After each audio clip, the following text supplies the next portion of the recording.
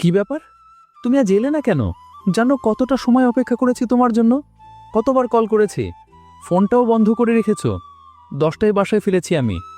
আমি আসতাম, কিন্তু যখনই বের হতে নিব তখনই মা দেখে ফেলে বুঝে ফেললো, তাই ফোন নিয়ে নিয়েছিল। পরে যাই কষ্ট করে ফোনটা নিয়ে তুমি কল করেছিলাম, তুমি রিসিভই করনি। আর এখন আমি লুকিয়ে ফোনটা নিয়ে তোমায় কল করেছি। কাল যে করে হোক আমি বের হব, তুমি অপেক্ষা করো সকাল 9টায় আগের জায়গাতেই। এখন রাখছি বাবু। আর শোনো, কাল যেন কোনোভাবেই মিস না হয়। মিস হলে কিন্তু বিয়ে কেউ ঠেকাতে পারবে না। শুক্রবারই আমার বিয়ের ডেট ফাইনাল হয়ে গিয়েছে। ওকে, আমি ঠিক সময় ঠিক জায়গায় থাকবো। তুমি একটু শান্তি মতো ঘুমাও তো আজকে। বলেই রেখে দিলাম। ফোন রাখতেই কাদুলি নড়ে চড়ে উঠল। বুঝলাম আজকেও সবগুলো কথাই শুনেছে। এই, তোমার সমস্যা কি গো? কই কি সমস্যা? সবসময় এমন আড়ি কেন? কই কখন আরে পাতলাম? আর আপনার যদি এতই সমস্যা হয় তবে বাহিরে গিয়ে কথা বললেই পারতেন, সমস্যার সমাধান। কেন? আমি কেন বাহিরে যাব? রুমটা কি তোমার নাকি আমার? কথাটা মুখ ফসকেই বেরিয়ে গেল।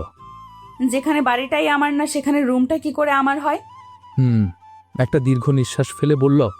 কথাটা একটু কষ্ট লাগলো। বুঝলাম খুব কষ্ট পেয়েই কথাটা বলেছে, তাই চুপ করে রইলাম। একটু পরে বলল, আমাকে নিয়ে আপনার খুব সমস্যা হচ্ছে তাই না? কই না তো। আর আমি জানি তো সমস্যা যে হচ্ছে, আমার জন্যই এখন পালিয়ে বিয়ে করতে হচ্ছে। আসলে জানেন তো, আমি একটু বেশি স্বার্থপর, যে উপকার করে তারই অপকার করি। ভাবছি কারো লাইফে আর সমস্যা হয়ে থাকবো না। মানে কি? কি করবে তুমি? চলে যাব। কোথায় চলে যাবে তুমি? যেখানে যাওয়ার। কোথাও যাওয়ার আছে নাকি তেমন কেউ? আছে। আপনার থাকলে আমার থাকতে পারে না? না, পারে না। কেন পারে না? আমার লাইফ যাকে খুশি একসেপ্ট করব, যাকে খুশি ডিলিট, এতে আপনি বলার কে? আমিই বলার সব, কারণ যতদিন আমার বাড়ি থাকবে আমার কথাই চলবে, বুঝলে? আপনার কথাই আর চলতে চাই না বলেই কাল সকালে আপনার আগে বাড়িটা ছাড়বো আমি। বলেই রেগে আমার রুম থেকে চলে গেল। পরে আর একটুও ঘুমাইনি। সারাক্ষণ ভাবলাম কি বলে ফেললাম আমি। এখন যদি সত্যিই কাদুরি বাড়ি ছেড়ে চলে যায়, কোথায় যাবে ও? আমিও একটা অকৃতজ্ঞ বেঈমান। না হলে কেউ উপকার করে তা বারবার স্মরণ করিয়ে দেয়।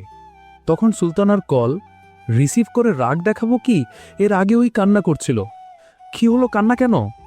সরি বাবু, সরি কেন? পারলাম না শেষ রক্ষা করতে। মানে? মানে রাতে কথা বলার সময় মা শুনে নিয়েছে, তাই শুক্রবার যে বিয়েটা হওয়ার কথা ছিল তা আজকেই হয়ে গেছে। হয়তো আজকেই তোমার সাথে আমার শেষ কথা। ভালো থেকো তুমি। সুলতানা কল কেটে দিল। সুলতানার কথা শুনে কষ্টে বুকটা ফেটে যাচ্ছে। এতদিনের সম্পর্ক আমাদের, ওরে নিয়ে কত স্বপ্ন দেখছি, আর শেষে কিনা ও আমাকে এইভাবে ছেড়ে চলে যাবে, ভাবতেই পারিনি। আপনার স্ত্রী এত জখম হলো কি করে? আমি নার্সের ডাকে বাস্তবে ফিরলাম, কিন্তু তেমন প্রস্তুতভাবে উত্তরটা দিতে পারলাম না। নার্সের মুখ থেকে স্ত্রী কথাটা শুনতে কেমন জানি লাগলো। তাও বললাম, জানি না, তবে এখন ওনার কি অবস্থা? নার্স বলল, এখন আমি কিছুই বলতে পারবো না, অপারেশন শেষ হলে বলা যাবে। তবে অবস্থা ততটাও ভালো না, দোয়া করেন যেন উনি সুস্থ হয়ে যায়। বলেই নার্স চলে গেল। নার্সের কথাটা যেন আরও একটু বেশি চিন্তা ঢুকিয়ে দিল। কেননা বেঁচে থাকলে তাও মেয়েটিকে ওর বাড়িতে পাঠানো যাবে, কিন্তু যদি আবল তাবল কিছু ঘটে তখন কি হবে? কি করব আমি? ধুর, আর ভাবতেই পারছি না। মাথায় হাত দিয়ে বসে আছি। হঠাৎই ফোনটা বেজে উঠল। হাতে নিয়ে দেখি সুলতানার কল। রিসিভ করতেই চেয়ে চেয়ে বলে উঠল, আজও তুমি আসতে পারলে না? আজও তোমার আমার জন্য একটু সময় হলো না? আর কত ছোট করবে আমায় আমার বাবা মায়ের চোখে? আসলে আমার তোমার সাথে সম্পর্ক করাটাই ভুল হয়েছে। বলে কলটা কেটে দিল। আমাকে কিছু বলার সুযোগ দিল না। তবে বেচারেরই বা কি দোষ? আজ ওর বাবা মায়ের সাথে দেখা করে ওকে বিয়ে করার কথা বলার ছিল। ভেবেছিলাম আগে ওর পরিবারকে পক্ষে এনে পরে নিজের পরিবারকে জানাবো, কারণ আমি জানতাম আমার মা আমার কথা ফেলতে পারবেন না। এর আগেও দুদিন ওর বাবা মায়ের সাথে দেখা করার কথা ছিল, নানা রকম সমস্যার কারণে পারেনি। আজও পারলাম না। কি যে উটকো একটা ঝামেলায় জড়িয়ে গেলাম, এখন সবই নষ্ট হওয়ার পথে। ভাবতে ভাবতে ফোনটা হাতে নিলাম কল করার জন্য সুলতানাকে। তখনই নার্স এগিয়ে আসলো আমার দিকে। এখনই জরুরি ভিত্তিতে এবি পজিটিভ রক্ত লাগবে। 30 মিনিটের মধ্যে ব্যবস্থা করতে না পারলে রোগী মারাও যেতে পারে। কথাটা যেন বুকে এসে বিঁধল। রক্তের জন্য মেয়েটি মারা যাবে? না, তা হতে পারে না। আমি নার্সকে গিয়ে বললাম, আপনি সব রেডি করুন, আমি রক্তের ব্যবস্থা করছি। নার্সও সব ব্যবস্থা করতে চলে গেল। বসে বসে ভাবছি, বলে তো দিলাম, কিন্তু রক্তের ব্যবস্থা করব কিভাবে? তখনই হঠাৎ মনে পড়ল আরিফের কথা। আরিফের রক্তের গ্রুপও এবি প্লাস। তাড়াতাড়ি আরিফকে কল করলাম। কল পেয়ে আরিফ চমতে গেল। হসপিটালে মানে? কার কি হয়েছে দোস্ত? আমি বললাম, এত প্রশ্ন না করে তাড়াতাড়ি চলে আস, না হলে রক্তের অভাবে মেয়েটি মারা যাবে। মেয়েটি মানে? কোন মেয়েটি? সুলতানার কিছু হয়নি তো? আমি বললাম, আরে আসলেই সব জানতে পারবি, আগে তো এখানে আস। পরে আরিফ তাড়াতাড়ি হসপিটালে চলে আসলো। এসে আমাকে জড়িয়ে ধরে, দোস্ত, কার কি হয়েছে? আর তুই কোথাও ব্যথা পাসনি তো? বলেই আমার মাথা থেকে পা পর্যন্ত পর্যবেক্ষণ করছিল। আরে বোকানা রে, আমি কোথাও ব্যথা পাইনি। এখন তোকে একটা কাজ করতে হবে। কি কাজ করতে হবে বল, আমি তোর জন্য সব করতে পারি দোস্ত। আরে জানি রে জানি, এখন শুধু এক বেগ রক্ত দিলেই হবে। আরিফ আমাকে আশ্বস্ত করে বলল, আরে তুই এই নিয়ে এত চিন্তায় আছিস? এক ব্যাগ কেন, যত ব্যাগ লাগে বের করে নে। ভুলে গেছিস সেই দিনটার কথা, যেই দিন তুই অপরিচিত হওয়া সত্ত্বেও আমার ছোট্ট বোনটিকে রক্ত দিয়ে বাঁচিয়েছিলি? আমি তো শেষ নিঃশ্বাস ত্যাগ করার আগেও ভুলবো না। বাদ দে তো ওইসব কথা, ওইটা আমার কর্তব্যই ছিল। তখন নার্স এসে বলল, আপনার স্ত্রীর অবস্থা বেশি ভালো নয়, রক্তের ব্যবস্থা কি হয়েছে? আমি মাথা নাড়িয়ে সায় দিলাম। আরিফ আমার দিকে ভূত দেখার মতো করে তাকিয়েছিল। মনে হলো ওর মাথার উপর দিয়ে সবই বেরিয়ে গেছে, সবকিছু ওর ভাবনার বাইরে। যাই হোক, ওর ভাবনার অবসান ঘটিয়ে নার্স রক্তের জন্য ওকে নিয়ে চলে গেল। আমি বসে বসে ভাবছিলাম, যদি মেয়েটি সুস্থ হয়ে যায় তাহলে বেশি রিস্ক না নিয়ে তাড়াতাড়ি বাড়ি পাঠিয়ে দেব। অন্যের ঝামেলা নিজের কাঁধে নিতেই চাই না আর। আবারও ফোনে কল আসলো। তাকিয়ে দেখি সুলতানার কল। ধুর, আমি পরে সুলতানাকে কল করতে ভুলেই গেছি। এখন তো আবারও বাস দিবে, কি যে করি ভেবে ঠিক করলাম রিসিভই করব না। কিন্তু পরপর সুলতানা 3টা কল দিয়ে ফেলল। 4 নম্বর কলের সময় ফোনটা রিসিভ করলাম। রিসিভ করে দেখি ও কাঁদছে। আমারও বুকের ভেতরটা হু হু করে উঠল। বড্ড ভালোবাসি ওরে। 2 বছরের সম্পর্ক আমাদের। সুলতানও আমার অনেক ভালোবাসে, কেয়ার করে। কিন্তু আজকের ব্যবহারে ও খুব অভিমান করছে আমার ওপর। তবে অভিমান করে বেশিক্ষণ থাকতে না পারলে বলেই নিজেই আবার কল করছে। আমি নিজেকে সামলে বললাম, বাবু কান্না করো না প্লিজ, তুমি কান্না করলে আমার খুব কষ্ট হয়। কথাটা বলতেই আরও বেশি করে কান্না শুরু করে দিল। বিশ্বাস করো বাবু, আমি তোমাকে কষ্ট দিতে চাইনি, আসলে তোমার কাছে যেতে নিছিলাম। তখনই হঠাৎ ছোট বোন কল করে বলল মা নাকি খুব অসুস্থ, তাই তোমাকে না বলেই গ্রামে চলে আসছি। মা অসুস্থ মানে? কি হয়েছে? আর এখন কেমন আছে? আছে, আগের চেয়ে ভালো। আমি 2-3 দিনের মধ্যেই তোমার কাছে চলে আসবো বাবু, প্লিজ আর রাগ করে থেকো না। খেয়ে ঘুমিয়ে পড়ো, বাই বলে ফোনটা কেটে দিলাম। মনে হলো বুকের উপর থেকে একটা পাথর সরেছে। তবে একটু খারাপও লাগলো, কেননা আমি সুলতানাকে সচরাচর মিথ্যা বলি না। আজকে বললাম, তাও মাকে জড়িয়ে। তবে আমিই বা কি করব, নিরুপায় আমি। তাড়াতাড়ি ওই মেয়ে সুস্থ হয়ে গেলেই বাঁচি। মেয়েটিকে বাড়ি পাঠিয়ে দিয়ে আমার ছুটি। হঠাৎ পিছন থেকে আরিফ এসে আমায় ধরল। দোস্ত, কেসটা কি? কে এই মেয়ে? আর তোর কাছেই বা কেন? আর নার্স ওই মেয়েকে তোর বউই বা বলছে কেন? তবে কি তুই? তোদের না জানে কি বিয়ে করে ফেলবো নাকি? তবে কে এই মেয়ে? আমি বললাম, বলবো, একটু সময় দে। পরে আরিফকে সবই খুলে বললাম।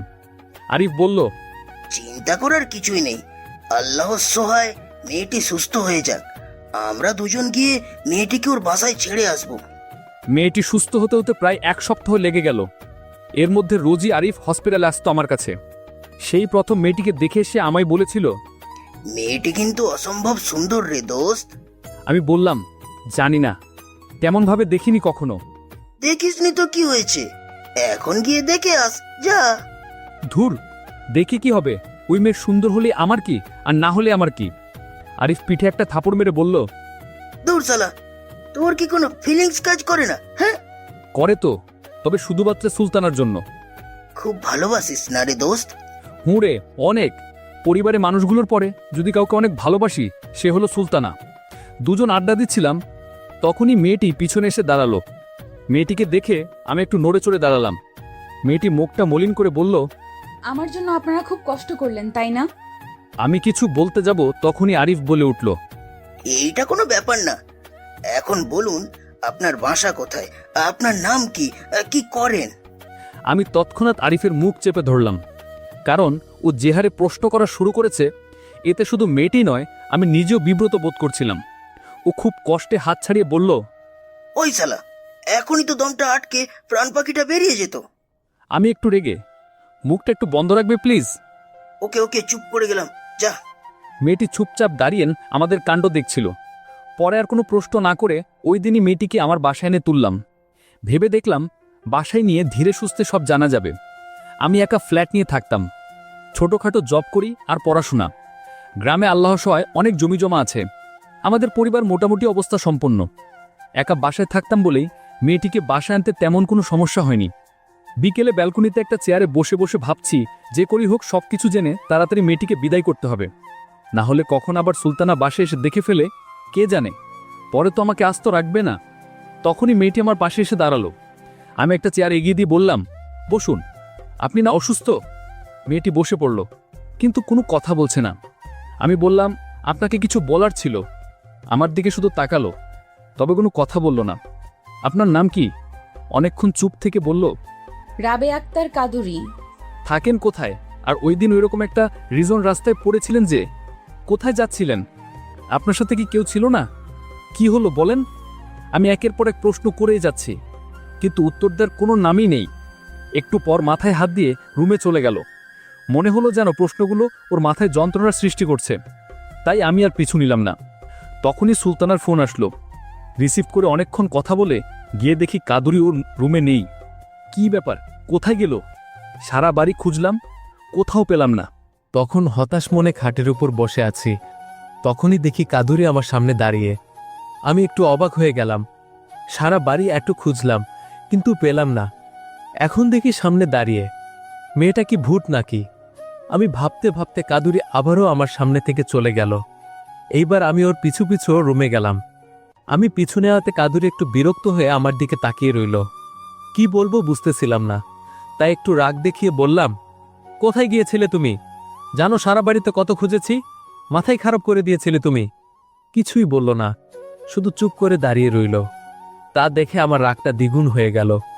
তাই এইবার একটু বেশি ধমকে বললাম, সমস্যা কি তোমার? কোনো প্রশ্নেরই উত্তর দাও না কেন? কথা বলতে সমস্যা কি তোমার? এখন থেকে যা বলবো তা শুনে চলবে, ওকে? মাথা নাড়িয়ে ছাই দিল ওকে। এখনো মাথা নাড়াচ্ছ? মুখে বলো। ওকে। একটু হেসে বললাম, এই তো লক্ষ্মী মেয়ে। এইবার বলো, কোথায় গিয়েছিলে? ছাদে। ও, তাই তো খুঁজে পাচ্ছিলাম না। এখন থেকে না বলে কোথাও যাবে না, মনে থাকবে? থাকবে। ওকে, এবার একটু রেস্ট নাও। আমি একটু মার্কেটে যাব। আমি আসার আগে ভুলেও দরজা খুলে বাইরে যাবে না। বলেই মার্কেটে চলে গেলাম। মার্কেটে গিয়ে কাদুরির জন্য কয়েকটা জামা কাপড় কিনলাম, আর মেয়েদের প্রয়োজনীয় কিছু জিনিস নিয়ে আসলাম ওর জন্য। বাসায় এসে তো আমি পুরাই অবাক। খাবার টেবিলে অনেক রকমের আইটেম, আর সারা ঘর গুছানো।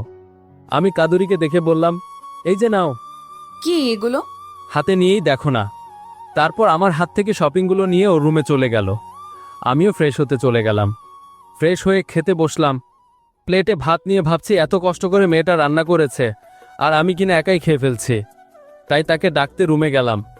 রুমে গিয়ে দেখি কাদুরি জানালা ধরে দাঁড়িয়ে আছে। আমি ডাকতেই চোখ মুছতে মুছতে আমার দিকে তাকালো। মনে হচ্ছে অনেক কেঁদেছে। মনটাই খারাপ হয়ে গেল। কেন যে মেয়েটা এমন চুপচাপ থাকে, কিছু খুলেও বলছে না যে বাড়ি পৌঁছে দেব। তবে আমাকেও যে বেশি দেরি করলে চলবে না, কারণ আমি সুলতানা আর আমার মাঝে কাউকে আনতে চাই না। কখন জেনে আবার সুলতানা বাড়ি চলে আসে আর কাদুরিকে দেখে নেয়, আর আমার কপালে আগুন লাগে। যেভাবেই হোক আজকের মধ্যেই সবটা জানার চেষ্টা করব। তখনই কাদুরি আমায় ডেকে বলল, কি হলো? কি ভাবছেন না তো? কই কিছু না তো, চলো খাবে চলো। আমি এখন খাবো না, আপনি খেয়ে নিন। খেতে বলছি, খাবে চলো। আরে আমার ইচ্ছে করছে না। আমি ধুমকে বললাম, আমার কথার বাহিরে কথা বলতে মানা করছিলাম না? আসো, না হলে একা খেতে ভাল লাগবে না। আমি একটু জোরপূর্বকভাবে আমার সাথে খেতে বসালাম। কারণ আমি জানতাম একা একা খাবে না। খেতে খেতে কথা বলছিলাম। ইচ্ছে ছিল নানা কথার ছলে সত্যিটা জানার। তোমার পরিবারে কে কে আছেন? কেউ নাই। কেউ নাই মানে? কেউ নাই মানে কেউ নাই। এইটা আবার কেমন কথা? তবে তুমি বড় হয়েছো কোথায়? মামার বাড়ি। ও, সেটা বলবে তো। তো মামা কি করেন? সরকারি জব। মামার কোনো ছেলে মেয়ে নাই? আছে, 2টা ছেলে 1টা মেয়ে। মামা তোমায় খুব আদর করতো তাই না? না, একদমই না। আমার বাবা মা ছোটবেলাতেই একটা রোড অ্যাক্সিডেন্টে মারা গেছে। সে তখন থেকে মামা বাড়ি থাকি। আমার মায়ের নামে অনেক সম্পত্তি ছিল, সেই জন্যই আমার মামা আমায় ওনার কাছে এনে রেখেছিল। আমার মায়ের উইলে মায়ের অবর্তমানে সব সম্পত্তি আমার নামে ছিল, তবে ইচ্ছে করলে আমি কাউকে তার মালিকানা দিতে পারবো, তবে আমার প্রাপ্ত বয়স হওয়ার পর। তারা সেই সুযোগটার আশাই ছিল। আমার মামা মামি মামাতো ভাই বোন কখনোই আমায় ভালোবাসতো না, সহ্য করতে পারতো না। দায়সারাভাবেই রেখে দিয়েছিল ওদের কাছে। শুধুমাত্র মামার বড় ছেলেটা আমায় নিজের বোনের মতোই আদর করত। আমার প্রাপ্তবয়স হওয়ার পরে আমার মামা নানাভাবে আমার থেকে সম্পত্তি হাসিল করার চেষ্টা করেছে, কিন্তু আমি কোনো মতেই দেইনি। কারণ আমি তো আর বোকা না, পড়াশোনা করি, পড়াশোনা জানি। আমি বহু কষ্টে পড়াশোনা করতেছি, এইবার বিবিএ 3rd ইয়ার। খরচ খরচা যা লাগে সবটাই আমি প্রাইভেট করি, আর যতটুকু কম পড়তো সেইটুকু দিত আমার বড় মামাতো ভাই আমান ভাইয়া। এত কিছু করেও মামা চুপ যাননি। এখন উঠে পড়ে লেগেছে ওনার এক পরিচিত বয়স্ক ছেলের সাথে আমার বিয়ে দিতে। মামিও রাজি, শুধুমাত্র ভাইয়া বাদে। কিন্তু উনি একা পেরে উঠতেছিল না। কিন্তু মামা মামি জোরপূর্বক ভাবেই বিয়ে দেওয়ার জন্য প্রস্তুতি নিচ্ছিল। আমিও সারাক্ষণ কান্নাকাটি করি। তাই ভাইয়া বাধ্য হয়েই ওই দিন আমাকে বাসা থেকে পালিয়ে আসতে বলছে। তাই ওই দিন বাসা থেকে পালাচ্ছিলাম, প্রাণপণে ছুটছিলাম। কারণ আমি জানতাম আমার রুমে আমায় খোঁজ করে না পেলেই আমার শয়তান মামা মামি আমায় খুঁজতে বেরিয়ে পড়বে। কিন্তু হঠাৎই কোনো একটা গাড়ি এসে পেছন থেকে ধাক্কা মেরে চলে গেল। আমি আপনাকে এতদিন কিছুই বলিনি, কারণ যদি আপনি জোর করে আবার আমায় মামা বাড়ি দিয়ে আসেন। এতক্ষণ কথাগুলো খুব মনোযোগ সহিত শুনছিলাম। কথাগুলো বলতে বলতে কাদুরি খুব কাঁদতেছিল। এখনো কেঁদেই চলছে। আর কাঁদবেই না বা কেন? এতটুকু জীবনে কত কিছুই না সহ্য করতে হয়েছে মেয়েটাকে। আমি হাত ধুয়ে কাদুরির কাছে গেলাম। ওর মাথায় হাত রেখে বললাম, আমি কখনোই তোমায় জোর করে তোমার মামার বাসায় পাঠাবো না। তুমি যতদিন ইচ্ছে এই বাসা থাকতে পারো। এখন আর কান্না করো না, তাড়াতাড়ি খেয়ে নাও। ছাদে বসে দুজনে একটু গল্প করব। কথাটা বলেই নিজের রুমে চলে গেলাম। রুমে বসে ভাবছি, বলে তো দিলাম, এখন কি করব, কিভাবে এই বাসা বেশি দিন রাখবো। নানা রকম প্রশ্ন মাথায় ঘুরপাক খাচ্ছিল। তখনই সুলতানার কল আসলো। পরে অনেকক্ষণ কথা বলে কাদুরির রুমে গিয়ে দেখি ও ঘুমিয়ে পড়েছে। তাই আমিও আমার রুমে গিয়ে ঘুমিয়ে পড়লাম। পরের দিন সকালে ঘুম থেকে উঠে নমাজ শেষ করে আবারও শুয়ে পড়লাম। খুব ঘুম ঘুম লাগছিল।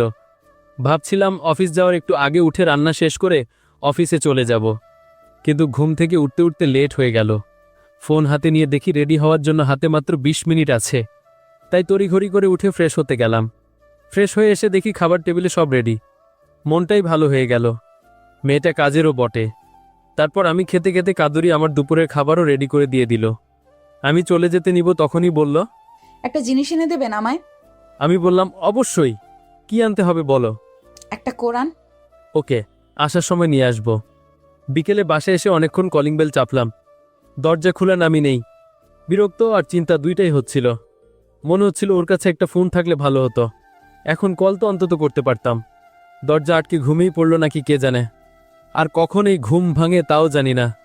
নাকি সারাটা বিকাল বাইরে বসেই থেকে কাটাতে হবে।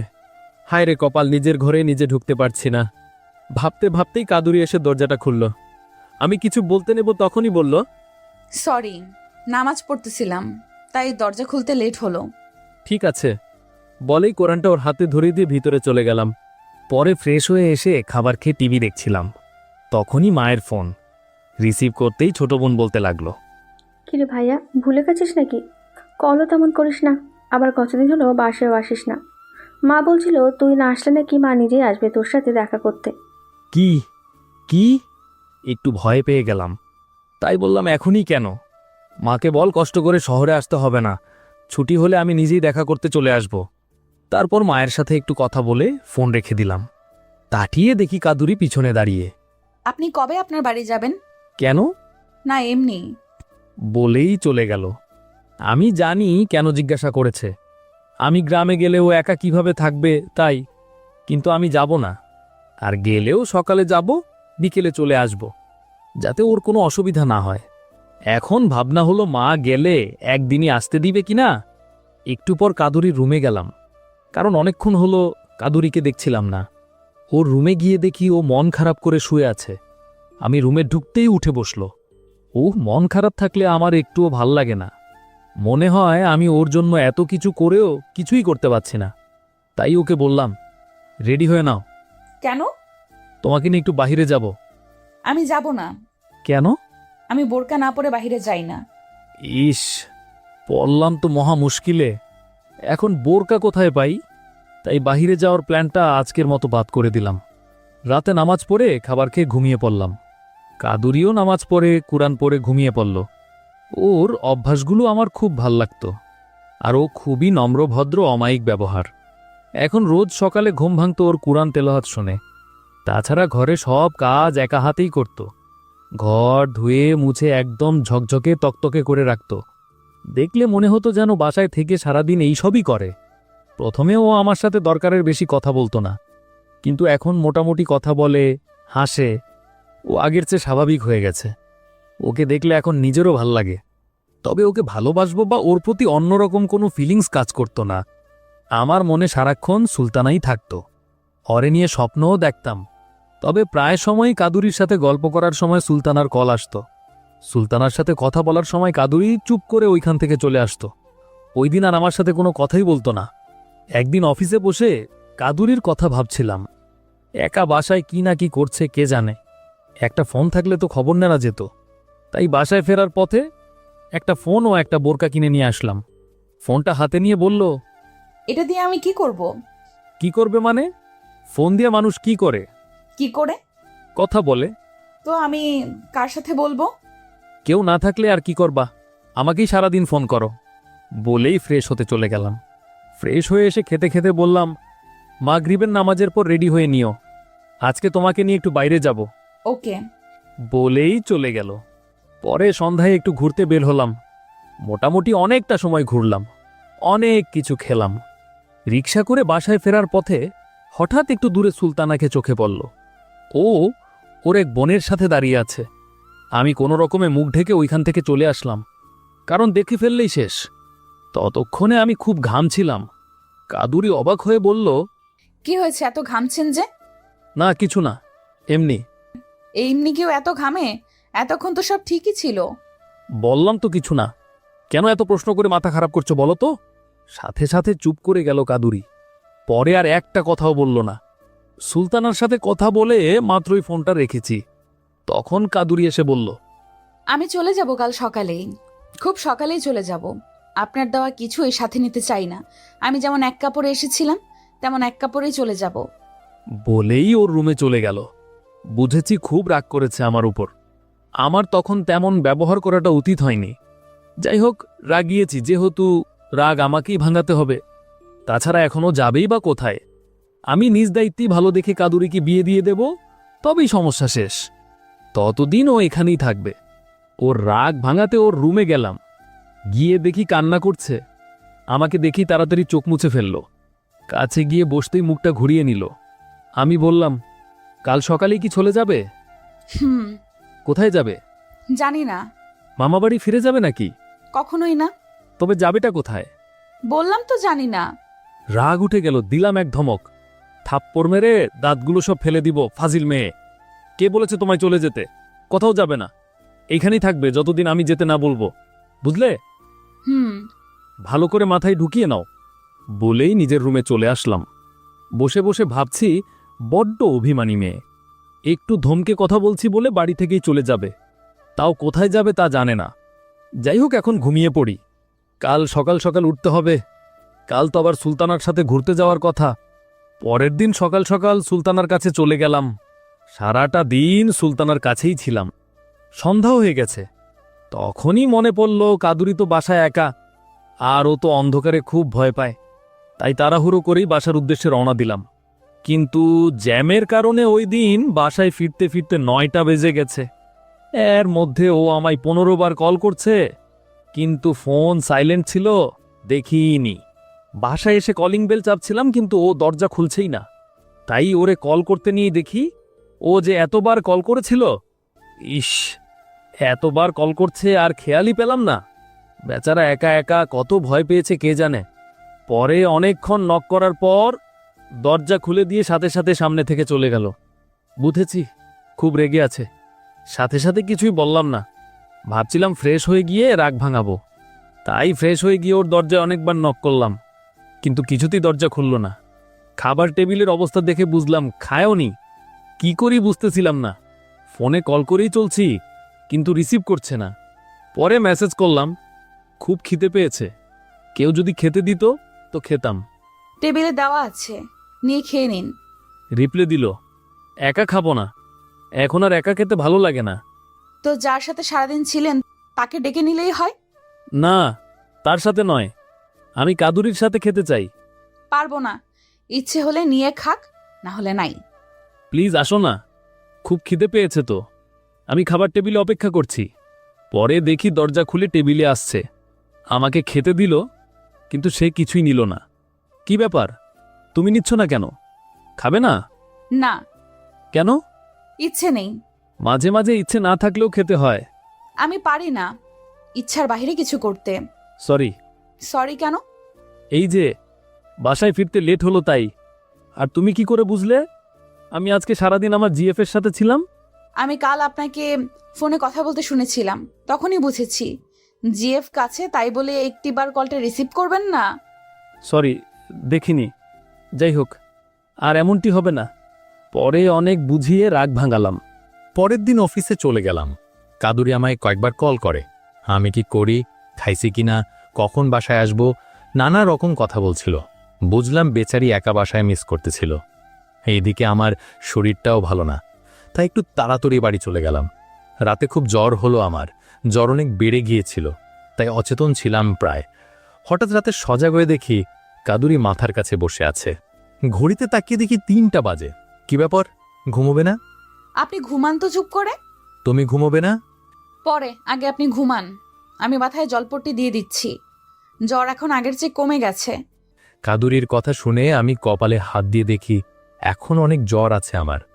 তার মানে আগে আরো বেশি ছিল, তাই তো এমন মরার মতো পড়েছিলাম। পাশে তাকিয়ে দেখি বালতিতেও পানি, তার মানে মাথায়ও পানি দিয়েছে। কত সেবা করবে আর? রাত জাগলে তো পরে তুমি অসুস্থ হয়ে যাবে, পরে তোমার সেবা আবার কে করবে? আমার সেবা করতে হয় না, এমনি সুস্থ হয়ে যাই। মা মারা যাওয়ার পর কেউ সেবা করেছে কিনা সন্দেহ। বলেই দীর্ঘ নিঃশ্বাস ফেলল। বুঝলাম বুকে অনেক কষ্ট চেপে রেখেছে। সুলতানা যদি লাইফে না থাকতো তবে কাদুরিকে আর হাতছাড়া করতাম না। কারণ জানি না অন্য কারো কাছে সুখী হবে কিনা, কিন্তু আমার কাছে তো সুখী হবার গ্যারেন্টি দিতে পারতাম। হঠাৎই কাদুরির চিৎকারে বাস্তবে ফিরলাম। তাকিয়ে দেখি কাদুরি কখন জানি আমার সামনে থেকে চলে গেছে। কিন্তু চিৎকার কেন করলো? চিৎকারটা কোথা থেকে আসছে তা অনুসরণ করে গিয়ে দেখি মেঝেতে পড়ে আছে কাদুরি। পানির বালতিটাও ভেঙে গেছে। কি ব্যাপার, কিভাবে কি হলো? পানি নিতে আসছিলাম। কেন? মাথায় দেওয়ার জন্য। কি দরকার ছিল আবার পানি দেওয়ার? জ্বর তো কমেই গেছে। আবার তো বেড়ে যাচ্ছিল। যদি অনেক বেড়ে যায় তবে এত রাতে আমি কি করব? একা একা কোথায় নিয়ে যাব? তাই তো পানি ঢেলে জ্বরটা কমিয়ে রাখতে চেয়েছিলাম। এখন যে উল্টো হলো, এবার তোমায় কে সেবা করবে? আমি ঠিক আছি, কিছু হয়নি। বলেই উঠতে গিয়ে উঠতে পারল না। কি আর করার, বাধ্য হয়েই কোলে করে ওর রুমে নিয়ে শুয়ে দিলাম। পরে ব্যথার একটা ট্যাবলেট খাইয়ে শুয়ে দিলাম যাতে ব্যথাটা কমে যায়। পরে 2 দিন জ্বর ছিল, তাই অফিস যেতে পারিনি। ওর ব্যথা ছিল, তাই কোনো কাজ করতে পারিনি। আমি জ্বর নিয়ে সব কাজ করেছি। এখন দুজনেই আল্লাহ সহায় সুস্থ। অফিসে চলে গেলাম। এর মধ্যে সুলতানাকে জ্বরের কথা বললামই না, যদি বাসায় চলে আসে এই ভয়। তবে ছুটির দিন ওর সাথে ঘুরতে যাওয়ার কথা ছিল, তাই ওর কথা মতো ছুটির দিনে একটু ঘুরতে বের হলাম। ইচ্ছে ছিল আজকে একটু তাড়াতাড়ি বাড়ি চলে আসব, আর আসার পথে কাদুরির জন্য বাইরে থেকে খাবার নিয়ে আসব। তাই ওরে রাতে রান্না না করতে বলে গেলাম, আর বলে গেলাম কোনো সমস্যা হলে যেন সাথে সাথে কল করে। আমি আর সুলতানা বসে আছি, তখন নিয়ে হঠাৎ কাদুরির কল, কিন্তু রিসিভ করা সাহস পাচ্ছিলাম না। সুলতানা বারবার জিজ্ঞাসা করছিলে কে এতবার কল করছে। বলল দাও আমি রিসিভ করছি। আর জিজ্ঞাসা করছি কেন বারবার কল করছে। আমি তখন নিরুপায় হয়ে পড়ছিলাম, তাই কথার মোড় ঘুরিয়ে কল কেটে ফোনটাই অফ করে রাখলাম। না হলে ওই দিনই আমার প্রেমের 12টা বাজত। সন্ধ্যায় বাসায় ফিরে দরজা নক করছিলাম। কয়েকবার নক করার পর দরজাটা খোলা হলো। দরজা খোলার পর আমি তো পুরাই অবাক। দরজা খুলল আমার বোন রূপা। আমি হাঁ করে তাকিয়ে রইলাম। আমি কিছু বলার আগেই আমার হাত থেকে প্যাকেটটা নিয়ে চলে গেল রূপা। আমি কিছু বলতে নিব, কিন্তু কিছু বলার সুযোগই দিল না। তাড়াতাড়ি কাদুরিকে খুঁজতে লাগলাম। গিয়ে দেখি রান্না করছে। আমাকে দেখে ও মুখটা ফিরিয়ে নিল। দেখেই বুঝলাম খুব রেগে আছে, কিন্তু রেগে থাকলেও কি করার, কথা তো আমায় বলতেই হবে। তাই আগ বাড়িয়েই বললাম, কি ব্যাপার, আমি দাঁড়িয়ে আছি দেখেও মুখ ঘুরিয়ে নিচ্ছ কেন? মুখ বেঁকে বলল, তো কি করব? কি করবে মানে? কথা বলবে? কি বলবো আপনার সাথে? যান এখান থেকে। দেখেন না রান্না করছি। তো কি হয়েছে, রান্না করার সময় কথা বলা যাবে না? এই কথা কোন মহাকবি বলেছেন? জিএফ এর সাথে থাকার সময় ফোনে কথা বলা যাবে না। যে মহাকবি বলেছেন সেই মহাকবিই এই কথা বলেছেন। আর হ্যাঁ, যান আপনার মায়ের সাথে দেখা করে আসুন। উনি বলেছে আপনি আসলেই ওনার কাছে পাঠাতাম। আমি একটু মুখটা কালো করে বললাম, কি বলবো আমি এখন মাকে? কি বলবেন আবার? যা সত্যি তাই। কি সত্যি? এই যে আমাকে রাস্তায় কুড়িয়ে পেয়েছেন। কথাটা শুনে কেমন জানি একটু কষ্ট অনুভব হলো। পারবো না। কি পারবেন না? এই কথা বলতে? কেন? সত্যি বলতে এত ভয় পাওয়ার কি আছে? আর তা না বললে আর কি বলবেন? জানি না, তবে এইটা বলতে পারবো না। তুমি কি বলছো? কিছুই না। মানে? মানে হলো আমাকে জিজ্ঞাসা করেছে আমি কে। আমি বলছি আপনাকে জিজ্ঞেস করতে। তাই উনি বলছে ঠিক আছে, আসুক আজ রবি, ওরে জিজ্ঞাসা করব তুমি কে। তারপর উনি রুমে চলে গেছেন। আর আমি আপনাকে মা এসেছে বলার জন্যই কতবার কল করলাম। আর আপনি তো যাই হোক, এবার যান, ঠেলা সামলান। বলেই হেসে ফেলল। আমিও মুখ বেঁকিয়ে মায়ের কাছে চলে গেলাম। মায়ের রুমে গিয়ে দেখি মা শুয়ে আছে। কপালে হাত রাখতেই মা চোখ খুলে তাকালো। কি ব্যাপার মা, না বলেই চলে আসলে যে? কি দরকার ছিল একা একা কষ্ট করে আসার? তুমি কল করলে তো আমি নিজে গিয়ে নিয়ে আসতাম। তা তো বটেই, তোরে কল করে আসলে তো আর বাসায় এসে এই কাণ্ড দেখতাম না। নিজে নিজেই বিয়ে করে একদম সংসার শুরু করে দিয়েছিস। আমাকে একবার বলার প্রয়োজন বোধ করলি না কেন রে রবি? আসলে মা। থাক থাক, আর বলতে হবে না।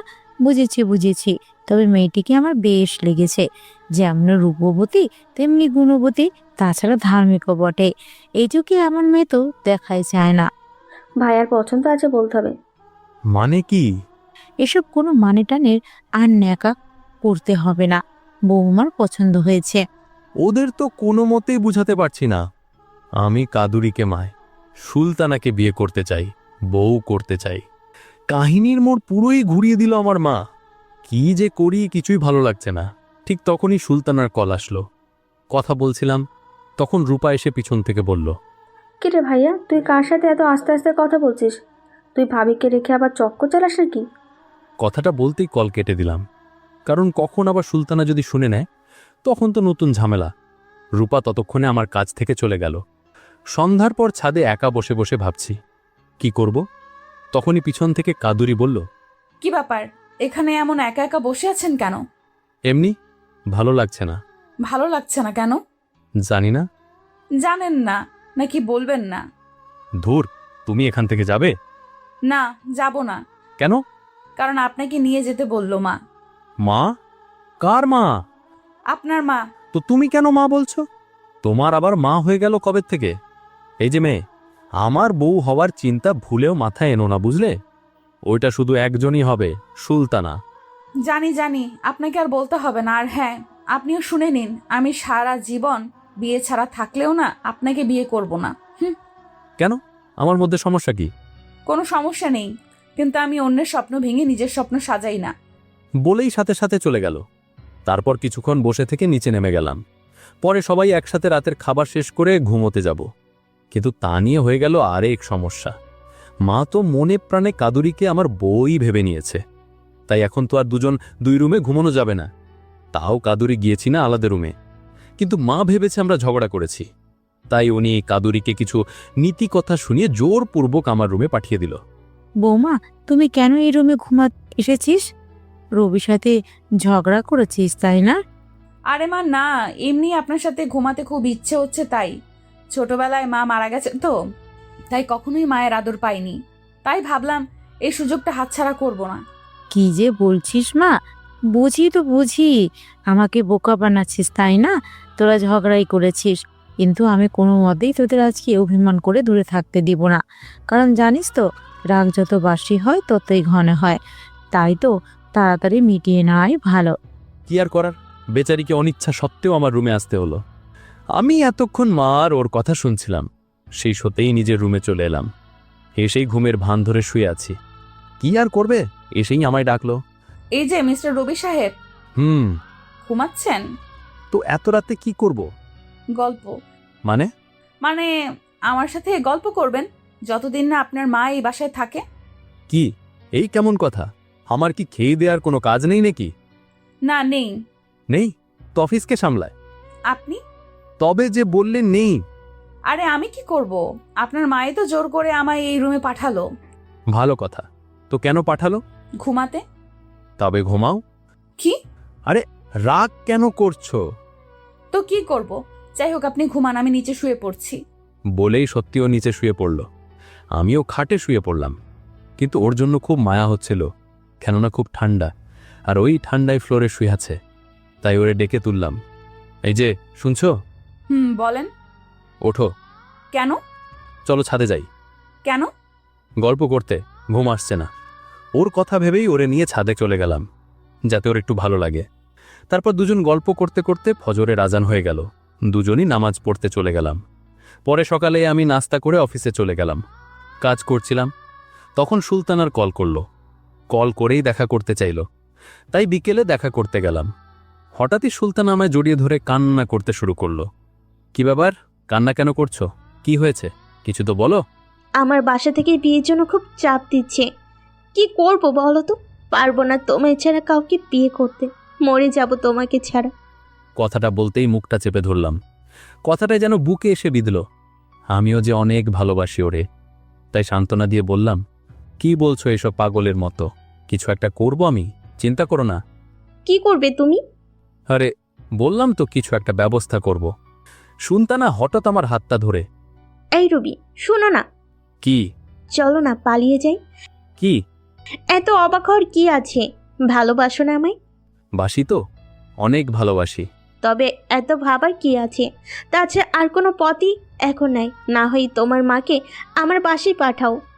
কি যে বলি বুঝতে পারছিলাম না, কারণ এইটা এখন কোনো মতেই সম্ভব না। কিছুদিন আগেও হলে হতো, কিন্তু এখন মা কাদুরিকে বউ হিসেবে মনে প্রাণে মেনে নিয়েছে। এখন তো কোনো মতেই সুলতানার ব্যাপারে বলা যাবে না। এই রবি, এক কাজ করলে কেমন হয়? কি কাজ? তুমি তো একা বাসায় থাকো, যদি ওইখানে গিয়ে আমিও থাকি। একটু ভয় পেয়ে গেলাম। ওই না, একদমই না। কেন, সমস্যা কি? এমনিতেও তো কিছুদিন পর থেকে তো ওই বাড়িতেই আমি থাকবো, তাই না? কিন্তু এখন বাসায় মা আসছে, তাই সম্ভবই না। মা আসছে, আমাকে তো একবারও বললে না। মনে নেই? মনে নেই মানে? তুমি না কেমন যেন হয়ে যাচ্ছ, সবই ভুলে যাও এখন। আগে তো এমন হতো না। কি হয়েছে তোমার? কই কিছু না তো। বাদ দাও, চলো আজকের মতো উঠি, বাকি কথা ফোনেই বলে নেওয়া যাবে। বলেই কথার মোড় ঘুরিয়ে একটু ঘুরে ফিরে পরে বাসায় চলে এলাম। রাতে শুয়ে আছি, কাদুরিও পাশে শুয়ে আছে। বিছানার মাঝে শুধু একটা বালিশ, কারণ রোজ রাতে তো আর গল্প করে কাটানো যাবে না, অফিস আছে তো। শুয়ে শুয়ে সুলতানার কথাগুলো ভাবছিলাম। কি করব এখন আমি? একদিকে কাদুরি, একদিকে সুলতানা, তাছাড়া অন্যদিকে মা। কার কথা শুনবো আমি? চিন্তায় মনে হচ্ছিল পাগলই হয়ে যাব। ঘড়িতে তাকিয়ে দেখি রাত 2টো বেজে গেছে। তখন সুলতানার কল করলো, আর পালিয়ে যাওয়া নিয়েই কথা বলছিল। ও বলতে বলতে এক পর্যায়ে আমায় রাজি করিয়ে ফেলেছিল। এখন শুধু ডেটটাই ঠিক করা বাকি। কথা শেষ করে ফোন রাখতেই কাদুরি বলল, কবে যাচ্ছেন পালিয়ে? মানে? আর মানে করতে হবে না, সব শুনেছি আমি। তো পালিয়ে যাওয়ার দরকার কি? চাইলে তো এমনিই বিয়ে করতে পারেন। পারতাম, কিন্তু তোমার জন্যই সম্ভব হলো না। আমার জন্য মানে?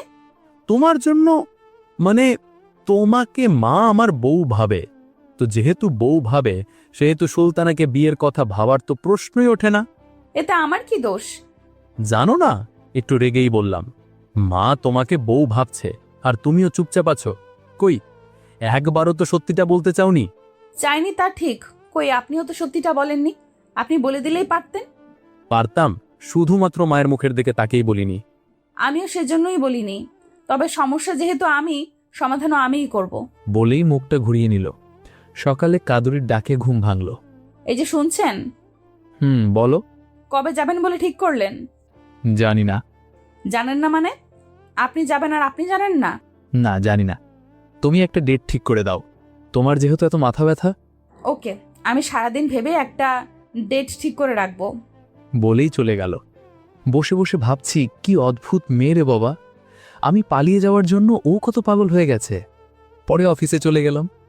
অফিসে বসে আছি, তখন কাদুরির কল আসলো। হ্যালো। কি করেন? কি করি মানে? অফিসে বসে মানুষ কি করে? পালিয়ে যাওয়ার প্ল্যান করে। মানে মানে কি বলতে চাইছো তুমি? বলতে চাচ্ছি যে আমি ভেবে ভেবে ডেটটা ঠিক করে ফেলেছি। ওই মেয়ে, তুমি এত পাগল হচ্ছ কেন? এই যে আপনাকে মুক্তি দিতে আর মুক্তি নিতে। মানে কিসের মুক্তি দিতে? আমি মুক্তি চেয়েছি তোমার কাছ থেকে? আরে কিছু জিনিস আছে, চেয়ে নিতে নয়, বুঝে দিতে হয়। যাই হোক, বাসায় আসুন, এই ব্যাপারে কথা হবে। বলেই কলটা কেটে দিল। বসে বসে ভাবছি, কি করলে যে ভালো হবে বুঝতেছি না। আমি পালিয়ে গেলে কাদুরি তখন কি করবে? ওর তো কোনো কুলি করতে পারলাম না। ভাবনার অবসান ঘটিয়ে কল দিল সুলতানা, কিন্তু কেন জানি একদমই রিসিভ করতে ইচ্ছে করছে না। তবে ও কল করেই যাচ্ছিল। বাধ্য হয়েই কলটা রিসিভ করলাম। কি হলো, কল কেন ধরছিলে না? মেয়েই তো ব্যস্ত ছিলাম। যাই হোক, শোনো, আমার বাসা থেকে বিয়ের জন্য খুব জোর করছে। আজকে ফাইনাল দেখা দেখতে আসবে। আজকে যদি সব ঠিক হয়ে যায় তবে শুক্রবারই বিয়ে। মানে আজই তো রবিবার, 4 দিনে কেমনে কি? ছেলেদের খুব তাড়া, তাই 4 দিনেই বিয়ে। এখন কি করব? তাড়াতাড়ি করো। আমি কিচ্ছু জানি না, শুধু এইটা জানি আমি তোমাকে ছাড়া আর কাউকেই বিয়ে করব না। বলেই কান্না করতে করতে কল কেটে দিল। মাথায় আরেক চিন্তা ঢুকিয়ে দিল। তবে এত ভিবে আর লাভ নেই, যা করার তাড়াতাড়ি করতে হবে। যে কোনো একজনের মায়া আমায় ছাড়তেই হবে। তবে সুলতানাকে বিয়ে করাটাই উচিত, কারণ কতদিনের সম্পর্ক আমাদের, কত ভরসা করে আমায়। পারবো না ওরে অন্য কারো হতে দেখতে। তাই আজকে বাসায় গিয়েই কাদুরির সাথে বসে ডেটটা ঠিক করে ফেলতে হবে। বাসায় পৌঁছে ফ্রেশ হয়ে খেয়ে একা ছাদে বসে আছি। তখনই কাদুরি পাশে এসে বসে কাঁধে হাত রাখল। আমি একটু চমকে উঠলাম, কারণ এই প্রথম কাদুরি আমায় টাচ করেছে। শরীরে যেমন বিদ্যুৎ তরঙ্গ বয়ে গেল। অবাক হয়ে তাকিয়ে আছি। কি ব্যাপার, এত কি ভাবছেন? কই কিছু না তো। আমার চোখ ফাঁকি দেওয়ার বৃথা চেষ্টা করে লাভ নেই। এতটা দিন ধরে চিনি আপনাকে, এর আগে কখনোই এতটা চিন্তা করতে দেখিনি আপনাকে। সুলতানাকে নিয়ে ভাবছেন, তাই না? কিছুই ভালো লাগছে না। কি করব এখন আমি? ওরও বিয়ে ঠিক হয়ে যাচ্ছে, পারবো না ওরে ছাড়া থাকতে। বলেই কেঁদে ফেললাম। তারপর কাদুরি আমার মাথায় হাত রাখতেই অনেক আবেগে কাদুরিকে জড়িয়ে ধরে অনেক কাঁদলাম। সেদিনও কাদুরি অনেক কেঁদেছিল। পরে রাতে দুজন মিলে ঠিক করলাম বুধবারই পালিয়ে যাব। প্ল্যান ছিল অফিস যাওয়ার নাম করে বেরিয়ে যাব। পরে কয়েকদিন পরে কাদুরি মাকে সব সত্যি বলে দিবে, তখন বাধ্য হয়েই মা সব মেনে নিবে। বুধবার সকালে সত্যি পালিয়ে যাওয়ার উদ্দেশ্যে বেরিয়ে পড়লাম। কাদুরি দরজা পর্যন্ত এসে বিদায় দিয়ে গেছিল আমায়। এত চিন্তার মধ্যেও মনটা খুশি খুশি, কারণ এতদিনের স্বপ্ন আজ পরিণতি পাবে। কথা ছিল বাস স্টেশন দাঁড়িয়ে থাকব, পরে সুলতানা আসবে, তারপর দূরে কোথাও চলে যাব। তবে দুর্ভাগ্যবশত ওই দিন সারাটা দিন দাঁড়িয়েছিলাম, কিন্তু ও আসলে না। হঠাৎই কাদুরির কল আসলো। কি ব্যাপার, কত দূর? বিয়ের কাজ সেরে ফেলছেন? না। কেন, তবে কি বিয়ে না করেই? চুপ ফাজিল মেয়ে, দেব কারের নিচে চাকটা। পুরো কথা না শুনেই বকবক করতে থাকে। আমি একটু এরকমই, বেশি ভালো না, পচা। ওই চুপ করবে তুমি? ভালো লাগছে না একদম। তারপর কাদুরি কল কেটে দিল। কাদুরির কল কেটে দেখি ওয়েটিংয়ে সুলতানা কল করেছিল। আমি ঝগড়া করতে করতে লক্ষ্যই করিনি। সাথে সাথে সুলতানাকে কল করলাম, তবে ওর ফোনটা বন্ধ। এত খারাপ লাগছিল তখন, একে তো আসেনি, দ্বিতীয়ত ফোনটাও বন্ধ করে রেখেছে। জানি না কি সমস্যা হয়েছে। কাদুরিকেও এখন আচ্ছা করে দিতে ইচ্ছে হচ্ছিল। ওর সাথে তখন ঝগড়াটা না করলেই তো সুলতানার কলটা চোখে পড়ত, আর কথাও হতো। পরে অপেক্ষা করতে করতে রাত 10টায় বাড়ি ফিরে আসলাম।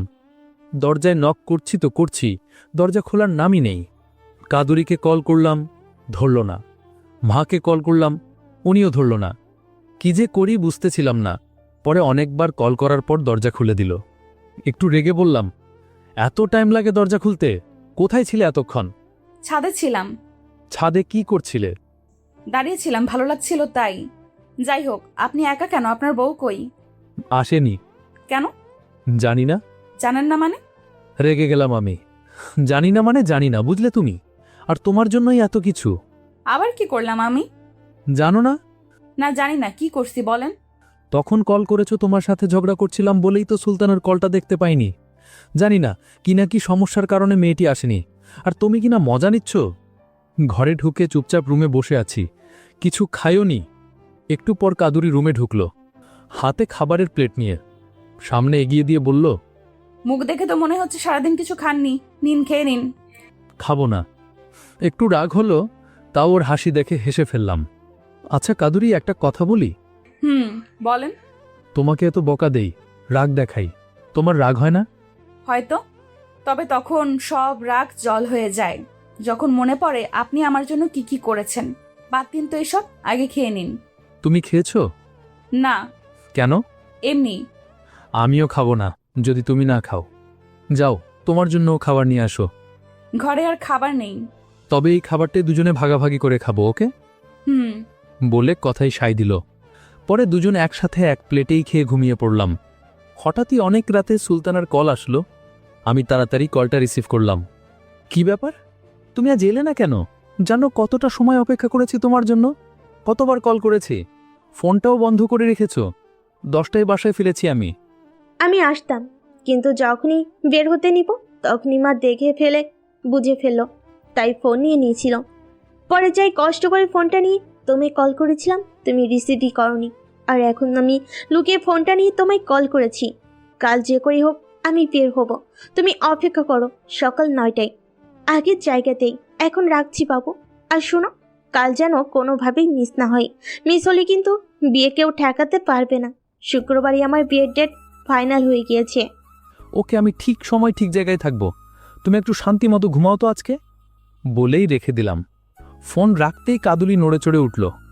বুঝলাম আজকেও সবগুলো কথাই শুনেছে। এই, তোমার সমস্যা কি গো? কই কি সমস্যা? সবসময় এমন আড়ি কেন? কই কখন আড়ি পাতলাম? আর আপনার যদি এতই সমস্যা হয় তবে বাহিরে গিয়ে কথা বললেই পারতেন, সমস্যার সমাধান। কেন? আমি কেন বাহিরে যাব? রুমটা কি তোমার নাকি আমার? কথাটা মুখ ফসকেই বেরিয়ে গেল। যেখানে বাড়িটাই আমার না সেখানে রুমটা কি করে আমার হয়? একটা দীর্ঘ নিঃশ্বাস ফেলে বলল। কথাটা একটু কষ্ট লাগলো। বুঝলাম খুব কষ্ট পেয়েই কথাটা বলেছে, তাই চুপ করে রইলাম। একটু পরে বলল, আমাকে নিয়ে আপনার খুব সমস্যা হচ্ছে তাই না? কই না তো। আর আমি জানি তো সমস্যা যে হচ্ছে, আমার জন্যই এখন পালিয়ে বিয়ে করতে হচ্ছে। আসলে জানেন তো, আমি একটু বেশি স্বার্থপর। যে উপকার করে তারই অপকার করি। ভাবছি কারো লাইফে আর সমস্যা হয়ে থাকবো না। মানে কি?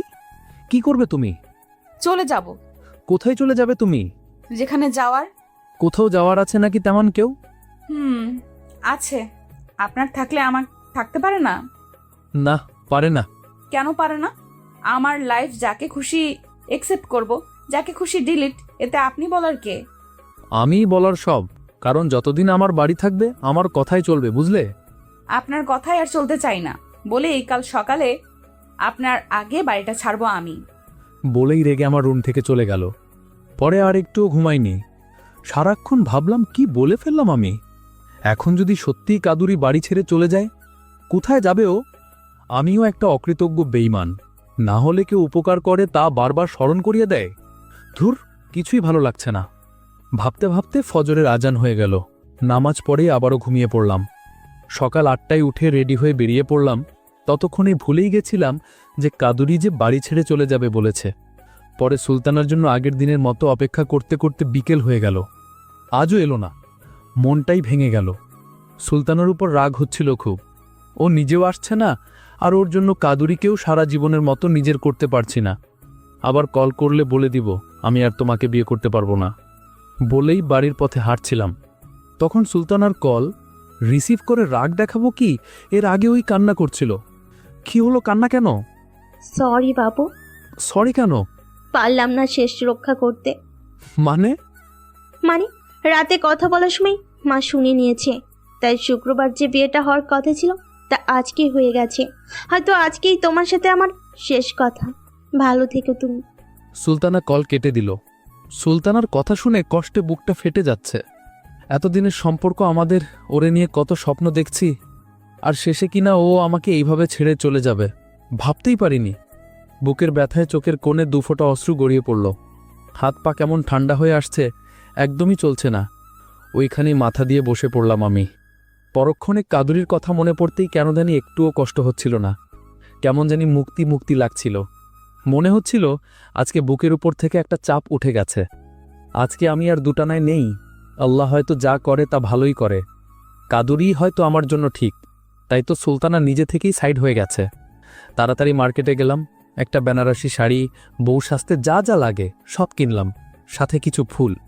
ভাবতেছিলাম আজকে কাদুরিকে সত্যিকারের বউ বানাবো, মিথ্যে সম্পর্কটাকে আজ বাস্তব রূপ দিব।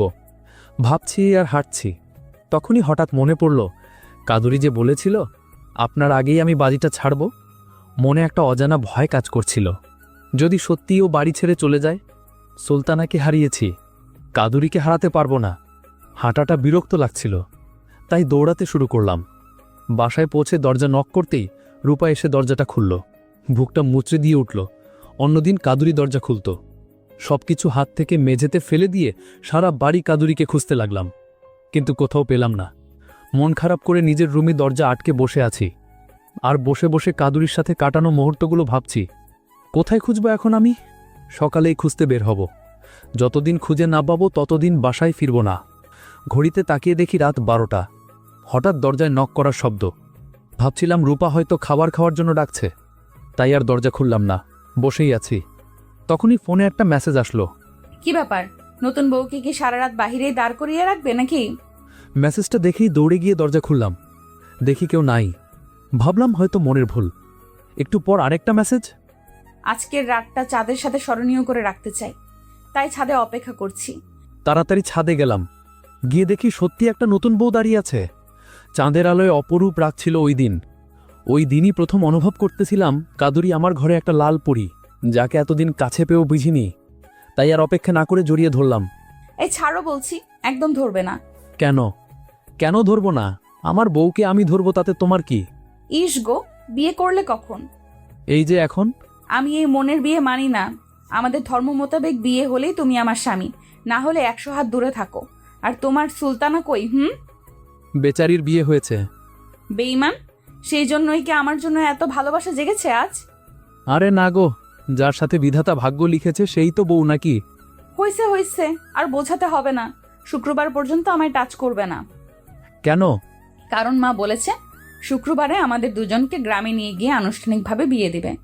হঠাৎ মা এমন ডিসিশন কেন নিল? তাছাড়া মা তো তোমাকে আমার বউই ভাবে।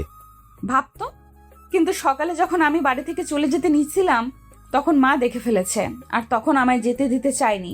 তাই আমি বাধ্য হয়েই সত্যিটা বলে দিয়েছি। তবে সুলতানার ব্যাপারটা বলিনি, ভাবছিলাম বউ নিয়ে বাসায় ফিরলেই বলবো। ভাগ্য ভালো বলনি বলেই জোরে জড়িয়ে ধরলাম। কাদুরিকে জড়িয়ে বসে আছি আমি, কাদুরি, আর আমাদের প্রেমের সাক্ষী হয়ে রইল রাতের ওই চাঁদ। কি অদ্ভুত মিল! যেদিন খুঁজে পেয়েছিলাম সেদিনও সাক্ষী হিসেবে ছিল রাতের ওই চাঁদ, আর আজকে সারা জীবনের মতো করে পেলাম, আজকেও সাক্ষী হিসেবে রয়ে গেল সেই চাঁদ। সকালবেলা রূপার ডাকে ঘুম ভাঙল। ঘুম চোখে বাম হাতের কবজে উল্টিয়ে ঘড়িটা দেখতেই চোখ কপালে উঠে গেল। 8:30 বাজে। অফিস যাওয়ার জন্য রেডি হতে মাত্র 30 মিনিট বাকি। কাদরের উপর এখন খুব রাগ হচ্ছে। ও তো আমার রুমেই আমার সাথে ঘুমিয়েছিল, সকালে ডেকে দিলেই হতো। রাগে এখন গা গিজগিজ করছে। এই, আরো আগে ডেকে দিতে পারলি না? বারে, তোমাকে সেই 20 মিনিট যাবত ডাকতেছি, তোমারই তো কোনো খবর নাই। তোর মুন্ডু ডাকছিস? যা এখন এখান থেকে। ওকে ওকে যাচ্ছি। নিজে মরার মতো ঘুমিয়েছিলে, এখন আমার সাথে হুদায় রাগ দেখাচ্ছ। বলেই মুখ ভেঙচি দিয়ে চলে গেল। আমি তাড়াহুড়ো করে হাতে টাওয়েল নিয়ে ওয়াশরুমে ঢুকে পড়লাম। তখনই আউ আউ, সরি সরি, আমি কিচ্ছু দেখিনি। এখন আমার কি হবে? আমার সবকিছু তুমি দেখে নিয়েছো। ওই না না, আমি কিচ্ছু দেখিনি। আর হ্যাঁ, তুমি দরজা লক কেন করেননি? দরজা লক করতে ভুলে গেছি, এখন আমার কিছুই রইলো না। তোমার নেকা কান্না বন্ধ করো। দেখেছি, বেশ করেছি। দরজা লক না করেই ভালো করছো। বিলের আগেই হবু বইয়ের সৌন্দর্যটা দেখে নিলাম। কি তুমি আসলে একটা লুচু, বদমাইশ, বান্দর, হনুমান। আচ্ছা বাবা, সবকিছু আমি। এখন তাড়াতাড়ি বের হো, আমার হাতে একদম সময় নেই। তাড়াতাড়ি ফ্রেশ হয়ে অফিসে যেতে হবে। 5 মিনিট পর কাদুরি ফ্রেশ হয়ে বের হয়ে আসলো। ও বের হবার সাথে সাথেই ওয়াশরুমে ঢুকে তাড়াতাড়ি ফ্রেশ হয়ে রুমে আসলাম। এসে রেগির হয়ে নাস্তার টেবিলে আসলাম। কোনো মতে হালকা কিছু খেয়ে অফিসের উদ্দেশ্য বের হয়ে গেলাম। যাক বাবা, অবশেষে সঠিক সময় অফিসে এসে পৌঁছালাম। আজকে আমাদের নতুন বস আসবে। নতুন বস বলতে কোম্পানির মালিকের মেয়ে। উনি বিদেশে পড়ালেখা করেন, এখানে কিছুদিন থাকবে আর অফিসের সব দেখাশোনা করবে। আমি আমার ডেস্কে বসে হাতের ফাইলের কাজগুলো দেখছি। এমন সময় সবাইকে কনফারেন্স রুমে ডাকা হলো। সবাই একে একে বসের মেয়ের সাথে পরিচয় পর্ব সেরে যার যার কাজে চলে গেলেন। আমি যেই পরিচয় দিতে যাব তখন উনি বললেন, আপনার নাম মোহাম্মদ রবিউল হোসেন রবি, তাই না? উনি আমার নাম জানলেন কি করে? উনি তো বিদেশে থাকেন আর এই প্রথম আমাকে দেখছেন। তাহলে উনি আমার নাম কি করে জানলেন? মনে মনে চিন্তা করতে লাগলাম। জি হ্যাঁ ম্যাডাম, বাট আপনি কি করে জানলেন? আমাকে ম্যাডাম না বলে নাম ধরে ডাকবে, আর আপনি নয় তুমি করে বলবে। কি যে বলেন ম্যাডাম, আমি আপনার সামান্য কর্মচারী আর আপনি মালিক, তা কখনো হয় না। কে কর্মচারী কে মালিক তা কোনো বিষয় না, আমি যা বলছি তা বলবে, বুঝতে পেরেছ? জি ম্যাডাম। না, হ্যাঁ। আবার madam? Oh no Rabi, please call me Adiba, only Adiba. I like it, you understand? আমি যেন কোনো ঘোরের মধ্যে আছি। কি বলছেন আদিবা ম্যাডামের সব? জি হ্যাঁ, চেষ্টা করব ম্যাডাম। চেষ্টা করলে হবে না, আমি যা বলছি সেগুলো করতে হবে। আর শোনো, তুমি এখন থেকে আমার পার্সোনাল সিকিউরিটি পদে কাজ করবে, ঠিক আছে? আচ্ছা, আমি কি এখন যেতে পারি? ওকে, যাও, দরকার হলে ডেকে নেব। আদিবার রুম থেকে বের হয়ে সোজা আমার ডেস্কে চলে আসলাম। এসেই ঢকঢক করে এক গ্লাস পানি খেয়ে নিলাম। চেয়ারে বসে বসে ভাবছি, আদিবা ম্যাডাম আমাকেই কেন বা নাম ধরে ডাকতে বলল ওনাকে? কেন বা পার্সোনাল সেক্রেটারি পদে নিয়োগ দিল ওনার? আর উনি তো আমাকে কখনোই দেখেনি, আজই প্রথম দেখল। আর প্রথম দেখাই এমন ব্যবহার করলো যেন আমাকে কত চেনে উনি। দূর, ভাল লাগছে না। যতই চিন্তা করছি এসব নিয়ে, ততই সব মাথার উপর দিয়ে যাচ্ছে। আর এত শত বুঝে লাভ নেই, উনি মালিক আর আমি কর্মচারী, ব্যাস। হাতের ফাইলগুলো দেখছি আর সকালের বলা ম্যাডামের কথাগুলো চিন্তা করছি। তখনই ফোনের রিংটা বেজে উঠল। দেখি কাদুরি ফোন করছে। হ্যালো। কি করো গো তুমি? এই তো অফিসের কাজে একটু ব্যস্ত। দুপুরে খেয়েছো তুমি? না, একটু পর খাবো, হাতের কাজগুলো শেষ করে। ও আচ্ছা, খেয়ে নিও। ওকে মহারানী, তুমি মা রূপা খেয়েছো? জি মহারাজ, আমরা সবাই খেয়েছি, এখন আপনিও খেয়ে নিয়েন, রাখছি। বলেই ফোন রেখে দিল। কাজের চাপের কারণে ভুলেই গেছিলাম লাঞ্চের কথা। যাই, গিয়ে লাঞ্চ করে আসি। লাঞ্চ করে এসে বাকি কাজগুলো করে নিলাম। অফিস থেকে বের হয়ে বাসার উদ্দেশ্যে হাঁটছি। তখনই আমার সামনে গাড়ি এসে থামলো। গাড়ির দরজা খুলে দিয়ে বলল, মিস্টার রবি সাহেব, আসো, তোমাকে নামিয়ে দিই। না ম্যাডাম, আমার বাসায় তো সামান্য একটু দূরে, হেঁটে চলে যাব। আসতে বলছি আসো, না হলে খারাপ হবে। ওকে, আসছি বলেই গাড়িতে গিয়ে বসলাম। বলা তো যায় না, যদি আবার চাকরি থেকে বরখাস্ত করে দেয়। যদিও গাড়িতে বসে অস্বস্তি বোধ করছি, তারপরও নিজের মনের ইচ্ছার বিরুদ্ধে বসে আছি। হঠাৎই আমার চোখ পড়ল আদিবার উপর। হালকা মেকআপ, দেখতে একবালে দুধে আলতা গায়ের রং। দুধে আলতা গায়ের রং বললেও কম বলা হবে না। চোখে হালকা কাজল, টানা টানা ঠিক দুটি চোখ, একটু চ্যাপটা নাক, তার সাথে সামঞ্জস্য রেখে হালকা গড়নের মুখমণ্ডল, সব মিলিয়ে কোনো অপসরী। অফিসে কাজের চাপ আর আজ প্রথম বিধায় তেমনভাবে তাকায়নি আদিবার দিকে, কিন্তু এখন তাকিয়ে তো আর চোখ ফেরাতে কষ্ট হচ্ছে। যে কোনো ছেলের বুকের বাম পাশে জায়গা করে নেওয়ার জন্য আদিবার ওই মায়াবী মুখ আর চোখই যথেষ্ট। আর বাকি সব না হয় বাদ দিলাম। কি দেখছো এমন করে? আদিবার ডাকে আমার ঘোর কাটল। না কিছু না, আপনি অনেক সুন্দর আর কিউট। তাই নাকি? থ্যাঙ্কস। ধুর, মুখ ফুসকে বের হয়ে গেছে কথাটা। আপনি অনেক সুন্দর। না জানি আদিবা এখন কি সব ভাববে উল্টাপাল্টা। যা ভাবার ভাবুক, তাতে আমার কি। আমার কাদুরি আমার সব। এখানে রাখেন ম্যাডাম। আবার ম্যাডাম? আদিবা বলে ডাকতে বললাম না? আর এখানেই তোমার বাসা? জি, একটু সামনেই। ওকে যাও, আর নেক্সট টাইম যেন ম্যাডাম না শুনি। ওকে ওকে। বাসায় এসে কলিং বেল চাপতেই দরজা খুলে দিল কাদুরি। ফ্রেশ হয়ে ডাইনিং টেবিলে সবাই একসাথে খেতে বসলাম।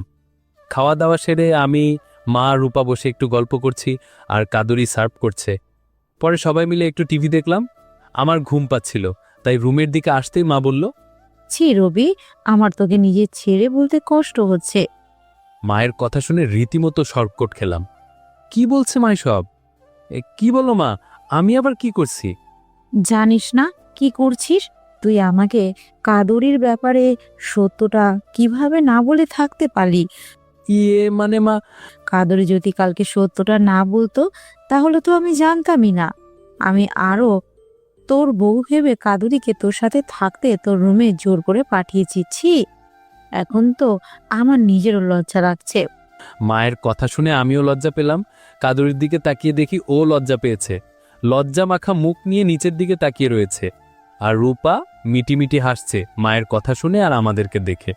যাই হোক, এখন এত লজ্জা বতা সাজতে হবে না। আজ থেকে কাদুরি রূপার সাথে ওর রুমে থাকবে রাতে। মায়ের কথাটা শুনে আমার মুখটা একটু ফ্যাকাশে হয়ে গেছে। খুব কষ্ট হচ্ছে এখন। মা এমন অবিচার না করলেও পারতো আমার সাথে। আমার অবস্থা দেখে কাদুরি আর রূপা মিটিমিটি হাসছে, আর আমার পুরো শরীর রাগে জ্বলছে ওদের হাসি দেখে। যাই হোক, মনে মনে সান্ত্বনা দিলাম, অল্প কয়দিনই তো, আর তাছাড়া রাতেই তো শুধু, দিনের বেলায় তো আর কোনো মানা নেই, তখন না হয় শোধ করে নেব সব। এসব ভাবতে ভাবতে রুমে এসে শুয়ে পড়লাম। সারা দিনের ক্লান্তিতে কখন চোখের পাতা এক হয়ে গেল বুঝতেই পারিনি।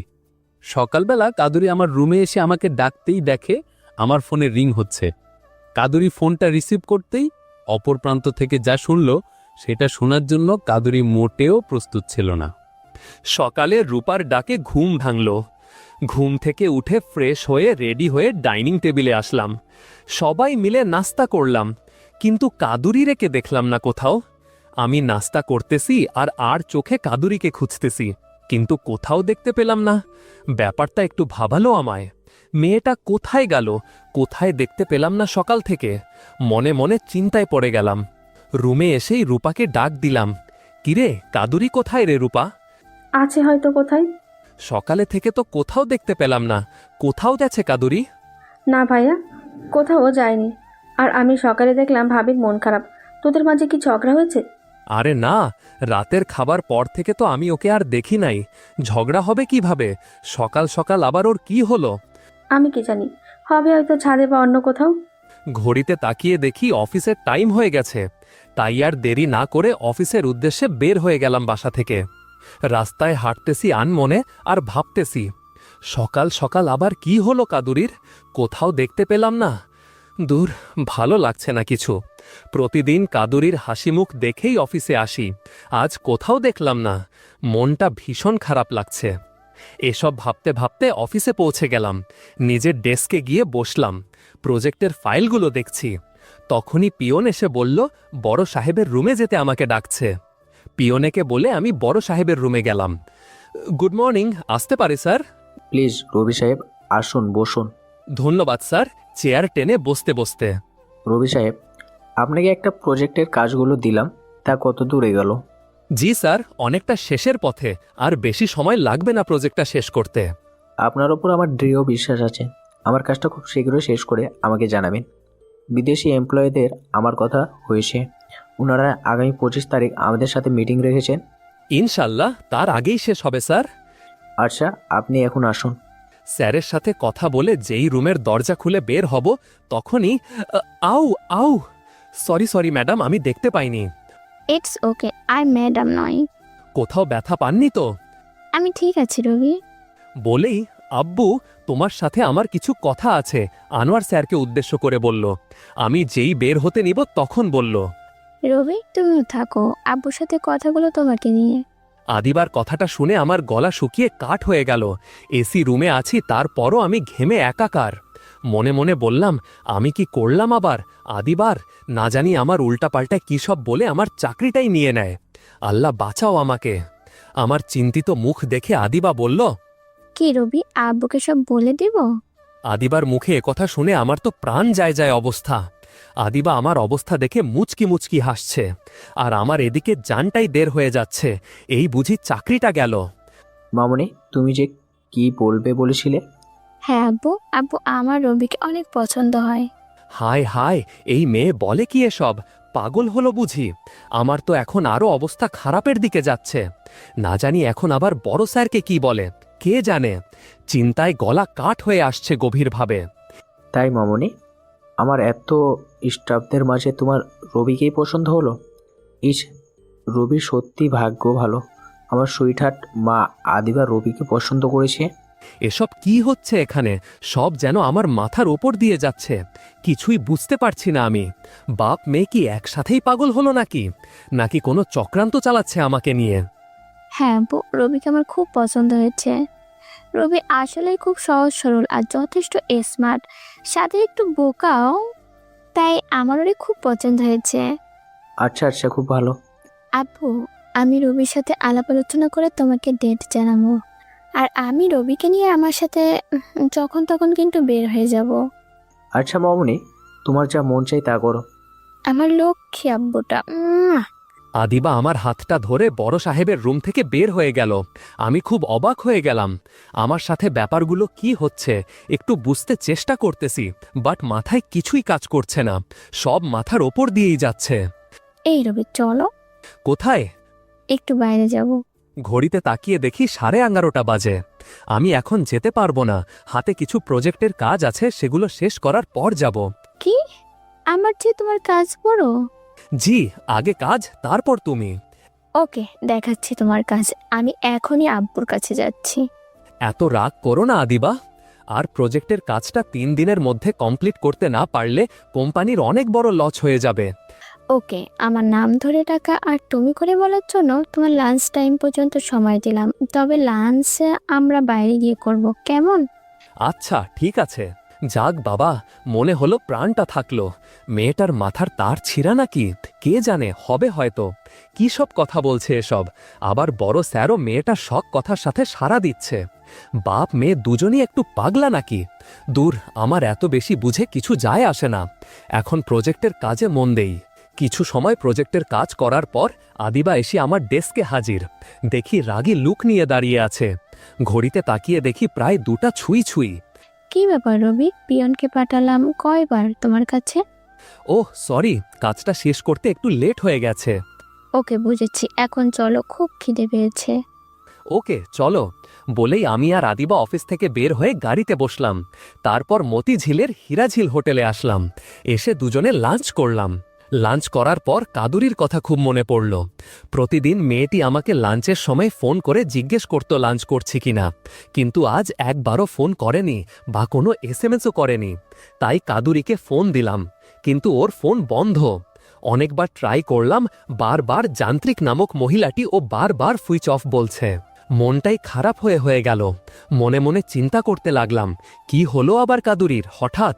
টেনশনে যেন মাথায় কাজ করছিল না। কি হলো রবি, তোমাকে বেশ টেনশন লাগছে?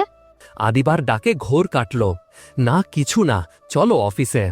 অফিসে যাব না, আমরা এখন ঘুরতে যাব। কিন্তু বড় স্যার যদি কিছু বলে? আব্বু কিছু বলবে না, আমি বলে এসেছি তোমাকে নিয়ে লাঞ্চ করব আর তারপর ঘুরতে যাব। ওহ, তারপর আমরা টিএসসিতে আসলাম। একটু হাঁটাহাঁটির পর আমরা গিয়ে আছের নিচে একটা বেঞ্চে বসলাম। দুজনের মুখে কোনো কথা নেই, একটু নীরবতা ভেঙে আমিই বললাম, আচ্ছা আদিবা, তুমি একদিনের মধ্যেই আমাকে চিনে ফেলছো, যে লাইকও করে ফেলছো।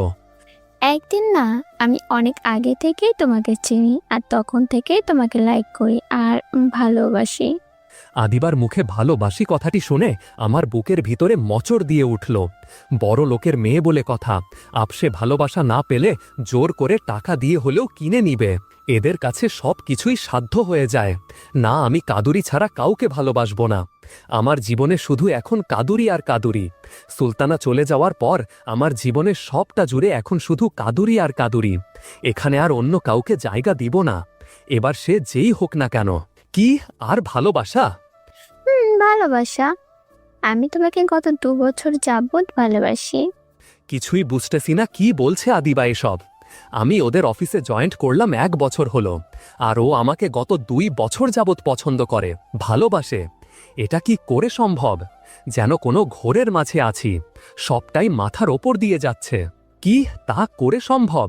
তুমি তো আমাকে একদিন আগেই দেখছো আর জানছো 2 বছর আগে থেকে কি করে ভালোবাসবে। সবই সম্ভব, বুঝেছ রবি? বুঝলাম, পাগলের প্রলাপ বিড়বিড় করে। আচ্ছা, তখন বললে বড় স্যারের সামনে, এখন শুধু ডেটটাই বাকি। কিসের ডেট বাকি? তোমার আমার বিয়ের ডেট। এ কথা শোনার জন্য আমি মোটেও প্রস্তুত ছিলাম না। কি বলে এসবে মেয়ে? পাগল নাকি? মেয়েটি কি বলে সে নিজেও জানে না, আর আমিও বুঝতেছি না। সবই যেন রূপকথার কাহিনীর মতো শুনতেছি। মাথা একদম কাজ করা বন্ধ করে দিয়েছে। চলো ওই দিকটায় যাই। বলেই আদিবা আমার হাতটা ধরে টেনে তুলে নিয়ে নিল। দুজনে অনেক সময় ঘোরাঘুরি করলাম, কিন্তু আমার মনে শুধু কাদুরির নিয়ে টেনশন। এদিকে আদিবা দিচ্ছে এক টেনশন, কি সব উল্টাপাল্টা বলতেছে। আর ওইদিকে কাদুরি, সকালে মেয়েটি কোথাও দেখলাম না, এখন ফোন বন্ধ। হঠাৎ মেয়েটির কি হলো? দূর, এত টেনশন মাথায়, টেনশনে পাগল হয়ে যাব। আর একটু সময় ঘোরাঘুরি করে হালকা নাস্তা করে আদিবাকে বিদায় দিয়ে আমি সন্ধ্যার একটু পর বাসায় ফিরলাম। কলিং বেল কয়েকবার চাপার পর দরজা খুলল। দরজা খুলেই আমি মোটেও প্রস্তুত ছিলাম না এমন একটা পরিবেশের জন্য, তাই টাল সামলাতে না পেরে একটু ঝুঁকে পড়লাম। নিজেকে সামলিয়ে বললাম, বাবা, হঠাৎ আমার হবু বউটা দেখি রোম্যান্টিক হয়ে গেল। সকাল থেকে তো তার কোনো দেখাই পেলাম না। দেখতে হবে তো, বউটা যে রবির। কণ্ঠটা শুনে একটু বিস্মিত হলাম। না, এটা তো কাদুরির কণ্ঠ না। পিছন ফিরে আমার চোখ কপালে উঠে গেল। আরে মিতুন, তুই? জি, আমার রবি বর সাহেব আমি। তুই কখন আসলি, আর কে আসছে তোর সাথে? এই তো একটু আগে আসলাম, আর রাব্বি ভাইয়া আসছে। তুই পাগলি আর ভালো হলি না, দুষ্টুই রয়ে গেলি। আর একটা ফোন দিয়ে তো বলতে পারতি তুই আসবি। একদম ন্যাকামি হচ্ছে, সকালে তোমার ফোন দিয়েই জানিয়ে দিলাম। কি, কখন তুই ফোন দিলি আর কি কথা বলছিস? বাবা, আমার বরটা দেখি এখন আবার শুনতে চায় সকালের কথা গুলো। ইয়ে মানে, তুই আসলে ফোনে কি বলছিলি? বলছি জানু, আমি আসতেছি আজকে তোমার কাছে। তোমাকে আর একা থাকতে হবে না, আমি তোমাকে আজ থেকে খুব ভালোবাসা দেব। আর কত কি ব্লা ব্লা ব্লা। ফারজানার কথা শুনে আমি তো পুরো অবাক। পকেট থেকে ফোনটা বের করে দেখি 8টার দিকে একটা ফোন আসছে, তাও আননোন নাম্বার। ফারজানাকে জিজ্ঞেস করতেই ও বলল ওটা ওর নতুন নাম্বার। ফারজানা কথা মতো আমি তো তখন ঘুমিয়েছিলাম, তাহলে ফোন রিসিভ করলো কে? তার মানে সকালে কাদুরি আমার রুমে আমাকে ডাকতে এসে ফোনটা রিসিভ করলো, আর ও এসব কথা শুনে। কি গো বর, কি এত ভাবছো তুমি? ফারজানার ডাকে ঘোর কাটলো। তোর বর ডাকা বের করছি, দাঁড়া। আমার বরটা কি বলে? ওই পাকনা বুড়ি, চুপ কর। বর বর বলে মাথাটা নষ্ট করে দিলি। তুমি এখনো বসে আছো? কয়টা চত্থাপ্পড় দিয়ে তো চুপ করে দিতে পারো বদমাসটাকে। আরে রাব্বি, কেমন আছিস ভাই? এই তো ভাইয়া, চলছে মোটামুটি। আন্টি কেমন আছে, আর সাথে মামা? সবাই খুব ভালো আছে, শুধু আমি ভালো নাই আমার বরটাকে ছাড়া। দাঁড়া, তোরে বরের আদর দেখাচ্ছি। এই বলে যখন ফারজানাকে দৌড়ানি দিলাম, ও এক দৌড়ে মায়ের রুমে চলে গেল। পরে রাব্বিকে সোফায় বসতে বলে আমি ফ্রেশ হতে গেলাম। ফ্রেশ হয়ে একটু রুমে বসেছিলাম, ফোনটা বের করে কাদুরি নাম্বারে ফোন দিলাম। মেয়েটাকে সকাল থেকে এখন পর্যন্ত দেখিনি। মনটা খুব ছটপট করছে একটু দেখার জন্য। প্রথমবার রিং হলো, রিসিভ করলো না। পরে আবার দিলাম, রিসিভ করলো না। পরে বার দেখি সুইচ অফ। বুঝেছি ফারজানার সকালের ফোনের কথাগুলো শুনে মেয়েটা খুব বেশি রাগ করে আছে আমার সাথে। আসলে ভালোবাসার মানুষকে যখন অন্য কেউ জানু বর ডাকে, তখন রাগ হবারই কথা সবার। তাই কাদুরিরও হয়েছে। ওয়েট কাদুরি, তোমার রাগ সব মিটিয়ে দিব আমার ভালোবাসা দিয়ে, আর আমাকে সারাদিন কষ্ট দেওয়ার শাস্তিও দিব। মিতু পাগলিটা কি বলল না বলল, সেটার জন্য তুমি আমাকে সারাদিন কষ্ট দিবে, তার শাস্তি তো পেতে হবেই তোমাকে মহারানী কাদুরি। এসব মনে মনে ভাবতেছিলাম। ওহ, আপনাদের তো বলতে ভুলেই গিয়েছিলাম ফারজানার কথা। ফারজানা আক্তার মিতু ওর পুরো নাম। আমার কাজিন হয়। দুষ্টু পাগলিটা আমার 10 বছরের ছোট। ওরা দুই ভাই বোন, রাব্বি আর ও। দুই ভাই বোনকে দেখলে কেউ বলবে না ওরা ভাই বোন, সবাই বলবে ওরা বন্ধু। আসলে ওদের সম্পর্কটাই একদম বন্ধুর মতো। ফারজানা যখন খুব ছোট ছিল, মানে ওর বয়স যখন 5 বছর ছিল, তখন ওদের বাড়ি গিয়েছিলাম। আর তখন খালামণি দুষ্টুমি করে ওরে বলল, দেখ দেখ তোর বরটা চলে এসেছে আমাদের বাড়িতে, দেখ তোর বরটা কত মিষ্টি দেখতে, একদম তোর মতো। ব্যাস, কাজ হয়ে গেল, বর। সেই থেকে যে উনি আমাকে বর ডাকা শুরু করছেন, আজ অবধি আমি তার বরই রয়ে গেলাম। তারপর থেকে ওদের বাড়িতে গেলে আমার বর এসেছে, আমার বর এসেছে বলে পুরো বাড়ি মাথায় তুলে রাখত। খালামণি আর আমরা সবাই তখন ওর কাণ্ড দেখে হাসতাম। পাগলি বোনটার সেই দুষ্টু কাণ্ড কারখানা আর গেল না বাকিটা। আপনারা তো দেখলেই বাকিটা। ডাইনিং টেবিলে টেয়ার টেনে বসতে বসতে বললাম, রূপা, কাদুরি কোথায় রে? আমার কথা শুনে ফারজানা কিছুটা বিস্মিত চোখে ভ্রু কুঁচকে তাকালো। কাদুরির সকাল থেকে নাকি শরীরটা একটু খারাপ লাগছে, তাই রূপার রুমে শুয়ে আছে। মানে কি হয়েছে ওর? বাবা, হবু বইয়ের জন্য দেখছি একেবারে মনের টান লাগছে শরীর খারাপের কথা শুনে। মা, রূপার কথা শুনে বুকের বাম পাশ চিনচিন ব্যথা অনুভব হলো। মনটা একেবারে খারাপ হয়ে গেল আমার।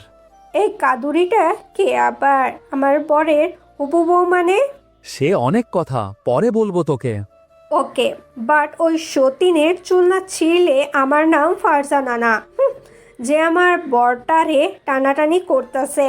ফারজানা কথা শুনে সবাই হো হো করে হেসে দিল। খাওয়া শেষ করে সবাই মিলে একটু আড্ডা দিয়ে যে যার রুমে চলে আসলাম। আমার মনে ঝড় বয়ে যাচ্ছে কাদুরির কি হয়েছে সেটা নিয়ে। তাই রূপার রুমের দিকে গেলাম। গিয়ে দেখি কাদুরি ব্যালকনিতে গিয়ে দাঁড়িয়ে রয়েছে আকাশের দিকে তাকিয়ে। মনে হয় কোনো বিষণ্ণতার তার মধ্যে কাজ করছে। আর রূপা রুমে নাই। কোনো কিছু না ভেবে পিছন থেকে গিয়ে জড়িয়ে ধরলাম কাদুরি রেখে। আমার হঠাৎ এভাবে জড়িয়ে ধরাতে ও টাল সামলাতে না পেরে একটু পড়তে নিলেই আমি আরও শক্ত করে জড়িয়ে ধরলাম।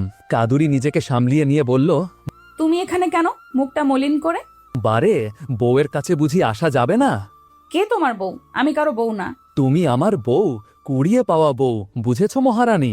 বলেই যখন কাদুরিকে জড়িয়ে ধরতে গেলাম, ও একটু দূরে সরে গেল আর বলল, ছোটবেলায় বাবা মাকে হারিয়েছি, অনেক কষ্ট সহ্য করে মামার বাড়িতে বড় হয়েছি।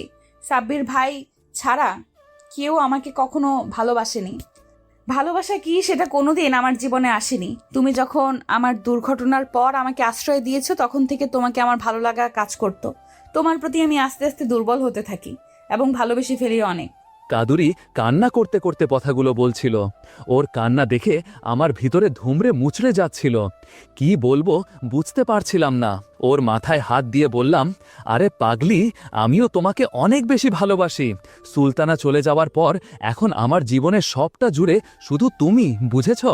আর হঠাৎ এসব কেন বলছো? থাক, আর মিথ্যা বলতে হবে না। তোমার আগে থেকে বিয়ে ঠিক করা ছিল, সেটা আমাকে বলতে পারতে। কি দরকার ছিল এত নাটক করার? কি দোষ ছিল আমার স্পর্ণটার? তোমাকে নিয়ে দেখা আমার স্বপ্নটা এইভাবে ভেঙে দিবে আমি ভাবতেও পারিনি। আসলে কি ভালোবাসা আমার জন্য না? কি বিয়ে ঠিক করা মানে? কার সাথে আমার বিয়ে ঠিক করা? কেন, সকালে যে ফোন করে বলছিল ওই মেয়েটা, ও তোমার হবু বউ, কিছুদিন পর তোমাদের বিয়ে। এত সময় পর বুঝলাম কাহিনী। তাই তো বলি, মহারানী কেন সকাল থেকে লাপাওয়া, কেন ফোন বন্ধ? তাহলে এ কাহিনী। তাই তো বলি, বউ আমার হঠাৎ এমন কথা কেন বলছে? তাহলে মূল ঘটনা সকালের ওই ফোন। আরে পাগলি, শোনো, ও হচ্ছে আমার কাজিন। ও অনেক দুষ্টু।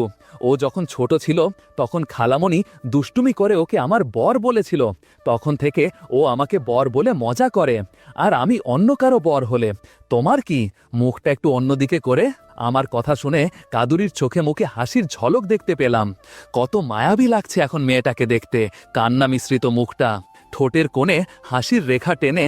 আমারই তো সব, বরটা যে আমার। আমি কারো বর না। যদি সত্যি কারো বর হতাম তাহলে কেউ সকাল থেকে আমাকে এত কষ্ট দিত না। সরি গো, আসলে সকালে ফোনে এ কথা শুনে মনটা খুব খারাপ হয়ে গেছিল, তাই রাগে তোমার সামনে আসিনি, আর ফোনটাও বন্ধ করে রেখেছিলাম। সরি গো বাবু। বলেই আমাকে জড়িয়ে ধরল কাদুরি। আমি ওরে জড়িয়ে নিলাম আমার বাহু ডোরে।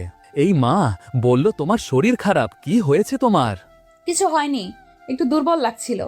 মুখ দেখে তো মনে হচ্ছে সারাদিন কিছুই খাওনি। চলো খাবে এখন। না, এখন আর কিচ্ছু খাবো না। রাগী লুক নিয়ে বললাম, তোমাকে খেতে হবে না, আমিই খাবো, তুমি শুধু দেখবে। বলেই রান্নাঘর থেকে 1 প্লেট খাবার নিয়ে রুমে আসলাম।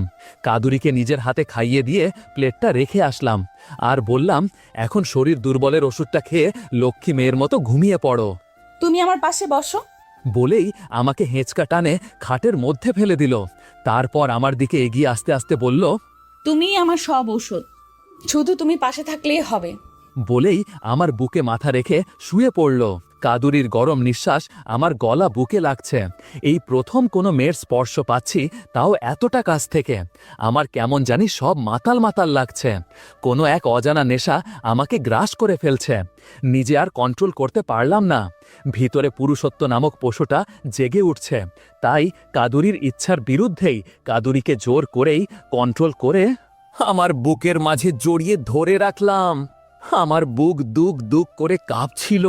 হৃৎপিণ্ডটা প্রচণ্ড গতিতে উঠানামা করছিল। শরীরে যেন এক বৈদ্যুতিক খেলা করতে শুরু করলো। কাদুরির শরীর থেকে হালকা একটা পারফিউম আর চুল থেকে হালকা মিষ্টি গন্ধ বাতাসে ভেসে আসছে আমার নাকের মাঝে। আমি আচ্ছন্ন হয়ে যাচ্ছি কোনো এক মাদকতার নেশাতে। আমি বেশ স্বাভাবিক হয়ে কাদুরির মুখটা 2 হাতে তুলে ওর চোখের দিকে তাকিয়ে রইলাম বেশ কিছু সময়। এভাবে কত সময় তাকিয়েছিলাম মনে নাই। আমি কাদুরির চোখের নেশায় হারিয়ে গেলাম। কাজল টানা 2টি আঁখি, একটা গোলাপের পাপড়ি দিয়ে মোড়ানো কোনো রাজকীয় ফুল যেমনটা করে টপের মাঝে সাজানো থাকে, তেমনি কাদুরির চোখটাও ওর মুখের টপের মাঝে সাজিয়ে রাখা হয়েছে জানো। বারবার ওর চোখ দুটো আমায় চুম্বকের মতো টানছিল। কত মায়া ও মায়াবী চোখের চাউনি। মেয়েদের চোখের নেশা যে এত ভয়ানকভাবে কাছে টানে, কাদুরি আমার এতটা কাছে না আসলে বুঝতামই না। কাদুরির কথাতেই আমার চোখের নেশার ঘোর কাটল। কি গো, কি দেখছো এমন করে? তোমার ওই কাজল কালো হরিণী চোখ, যে চোখের ভাষায় লুকিয়ে আছে হাজারো কথা, অজস্র ভালোবাসা। আর হ্যাঁ, তুমি আজ আমার এতটা কাছে এসেছো যে তোমার গরম নিঃশ্বাসের শব্দ আমার হার্টবিট প্রচণ্ড গতিতে উঠানামা করতেছে। নিজেকে কন্ট্রোল করতে খুব কষ্ট হচ্ছে। ইচ্ছে করছে তোমাকে খুব আদর করতে, নিজের করে পেতে, তোমার মাঝে হারিয়ে যেতে। তাই বুঝি গো, আমার হরিণীর চোখ আর আমাকে আদর না করতে তোমাকে মানা করলো কে? আমার যা আছে, মন প্রাণ দেহ ভালোবাসা সবই তো তোমার, শুধু তোমার। তাহলে এত ভয় কিসের গো? হারিয়ে যাও না আমাতে। তোমার ভালোবাসার বিশ্বাসের দেয়াল ভেঙে আমি তোমার মাঝে হারাতে চাই না গো। হ্যাঁ, হারাবো তো আমাদের বিয়েটা হয়ে যাক, তারপরে তখন তুমি চাইলেও আমাকে আটকাতে পারবে না গো। তাই বুঝি আমার দুষ্টু মিষ্টি বর? ভালোবাসি তোমায় খুব। বলেই আমার কপালে, ঠোঁটে আর বুকে ভালোবাসার স্পর্শ এঁকে দিল। আমিও আমার বউটাকে, থুক্কু কুড়িয়ে পাওয়া হবু বউটাকে অনেক বেশি ভালোবাসি বলে কাদুরির কপালে ভালোবাসার স্পর্শ এঁকে দিলাম। মেয়েটি ছোট বাচ্চাদের মতো আষ্টে পিষ্টে আমাকে জড়িয়ে ধরে আমার বুকের খাজে মাথা রেখে চোখ দুটো বন্ধ করে রেখেছে। দেখতে একদম নিষ্পাস দেখাচ্ছে। দেখে মনে হচ্ছে ছোট একটা পরী আমার বুকে মুখ লুকিয়ে রেখেছে, আর আমি সেই পরীটার চুলে বিলি কেটে দিচ্ছি। পরশ ভালোবাসার আবেশে কাদুরি আমার বুঝে মাথা রেখে চোখ বুঝে আছে। প্রিয় পাঠক, আপনারা কি ভাবছেন? আমি কাদুরিকে তার ইচ্ছার বিরুদ্ধেই বুঝি জোর করে অন্য কিছু করছি কিনা? আমি হয়তো হাবিজাবি লেখালেখি করি, বাট চরিত্রহীন না। হ্যাঁ, আপনাদের এমন উল্টাপাল্টা চিন্তা ভাবনার কোনো মানে হয়? আপনাদের উল্টাপাল্টা তীর দেওয়া দুঃখে আমি দুঃখী হয়ে বনে চলে যাইতে মন চায়। থাক, বনে আর গেলাম না, তাই আবেগে কান্দাইল আছি। হ্যাঁ, যাউগা, সেটা বড় কথা নয়। কথা হলো, নেক্সট টাইম যদি এমন কিছু ভাবেন, তাহলে আপনাগো সবার নামে মামলা করুম। কইয়া দিলাম। দে চোখে হাত দিয়ে বলল ফারজানা। আমি কিছু দেখিনি। ফারজানা চিৎকার শুনে আমি আর কাদুরি অপ্রস্তুত হয়ে যাই। দরজার দিকে তাকাতেই দেখি ফারজানা চোখে হাত দিয়ে দাঁড়িয়ে আছে। কাদুরি লজ্জায় পড়ে গেল। লজ্জায় ওর গাল দুটো রক্তবর্ণ ধারণ করেছে। আমি কাদুরির চোখের দিকে তাকালাম একবার। ও চোখটা নামিয়ে ফেলল লজ্জায়। নিচের দিকে তাকিয়ে রয়েছে কাদুরি। লজ্জায় একবারে ওর অবস্থা খারাপ। যেন আর একটু হলে কাদুরি মাটিতে মিশে যাবে লজ্জায়। কাদুরির এমন লজ্জা দেখে আমার খুব হাসি পাচ্ছে। মেয়েটা সত্যিই লজ্জা পেয়েছে, আর ভালো লাগতেছে। ওর লজ্জার কারণে একবারে লাল হয়ে গেছে। দেখে মনে হচ্ছে কোনো লাল পরী। ওই দুষ্টুর কারখানা। কারো রুমে ঢুকতে হলে নক করে ঢুকতে হয়, জানিস না পাগলি? দেখ, তোর জন্য আমার কুড়িয়ে পাওয়া বউটা কেমন লজ্জায় পড়ে গেল। যত দোষ নন্দ ঘোষ, তোমরা যে রুমের দরজা খুলে রোম্যান্সে ব্যস্ত সেটা কি জানে? আর তুমি এখন রূপা আপুর রুমে কেন? আর তোমার বউ মানে তাহলে আমি কে? ফারজানা মুখে তাহলে আমি কে কথাটা শুনে কাদুরির মুখটা একটু মলিন হয়ে গেল। তা দেখে ফারজানা মুচকি মুচকি হাসতেছে। আমিও মুচকি হেসে বললাম, আপাতত এটাই যখন আমি আছি, এখন আমারই রুম। আর কাদুরি আমার হবু বউ, আর তুই আমার খুব দুষ্টু বোন। কি? কোথাকার কোন মেয়েকে পেয়ে তুমি আমাকে তোমার বউ থেকে বোন বানিয়ে ফেললে? ওই বদের হাড্ডি, তুই দুষ্টুমি বন্ধ করবি। করব না। আমার বরটা শুধু আমার, অন্য কারো হতে দেব না। দাঁড়া, তোর বরের আদরটাও খেয়ে যা। বলেই ফারজানা ধরার জন্য একটু ছুটলাম। ফারজানা দৌড়ে গিয়ে কাদুরির পিছনে দাঁড়ালো। আমিও কাদুরির সামনে গিয়ে কোলাকুলির হতো করে ফারজানার হাতটা ধরার চেষ্টা করলাম। তখনই কাদুরির ঠোঁটে আমার ঠোঁটে ছোঁয়া লেগে গেল। তাকিয়ে দেখি কাদুরির চোখ রাঙ্গিয়ে আমার দিকে তাকালো। তারপর চোখের ইশারায় বলতে চাচ্ছে, হচ্ছেটা কি? খবরদার, ফারজানার যদি কিছু হয় খবর আছে, ও আমার হেফাজতে। তাই বললাম ভালোই ভালোই কেটে পড়ো। ওর রক্তবর্ণ চোখ দেখে বুঝতে পারলাম আমার কুড়িয়ে পাওয়া বউ ফারজানা দলে যোগ দিয়েছে। ওর জন্যই আমি এত সময় যুদ্ধ করার মতো যুদ্ধ করলাম, আর ও কিনা শেষ ফারজানাই দলে। কি আর করব, মনের দুঃখে খাটে বসে পড়লাম। যদি ওরা দুইজনে মিলে আমাকে ধরে তাহলে তো আমি শেষ। বিয়ে আর এ জীবনেও কাদুরিকে তখন করা হবে না। আর তাছাড়া বিষয়টাও একটু মর্মান্তিক হয়ে দাঁড়াবে। যেখানে নারী নির্যাতিত হয় সেখানে পুরুষ নির্যাতিত হবে। ছি ছি, ভাবা যায় এগুলা? ও হ্যালো মিস্টার বর সাহেব, পারলে তো আমার কিছু করতে। আমি চুপ করে রইলাম, কিছু বলছি না। আসলে আপনারা ভাবছেন আমি ভয়ে কথা বলছি না। আরে না, তা মোটেও না। মন বলছে চুপ করে থাকাই বেটার।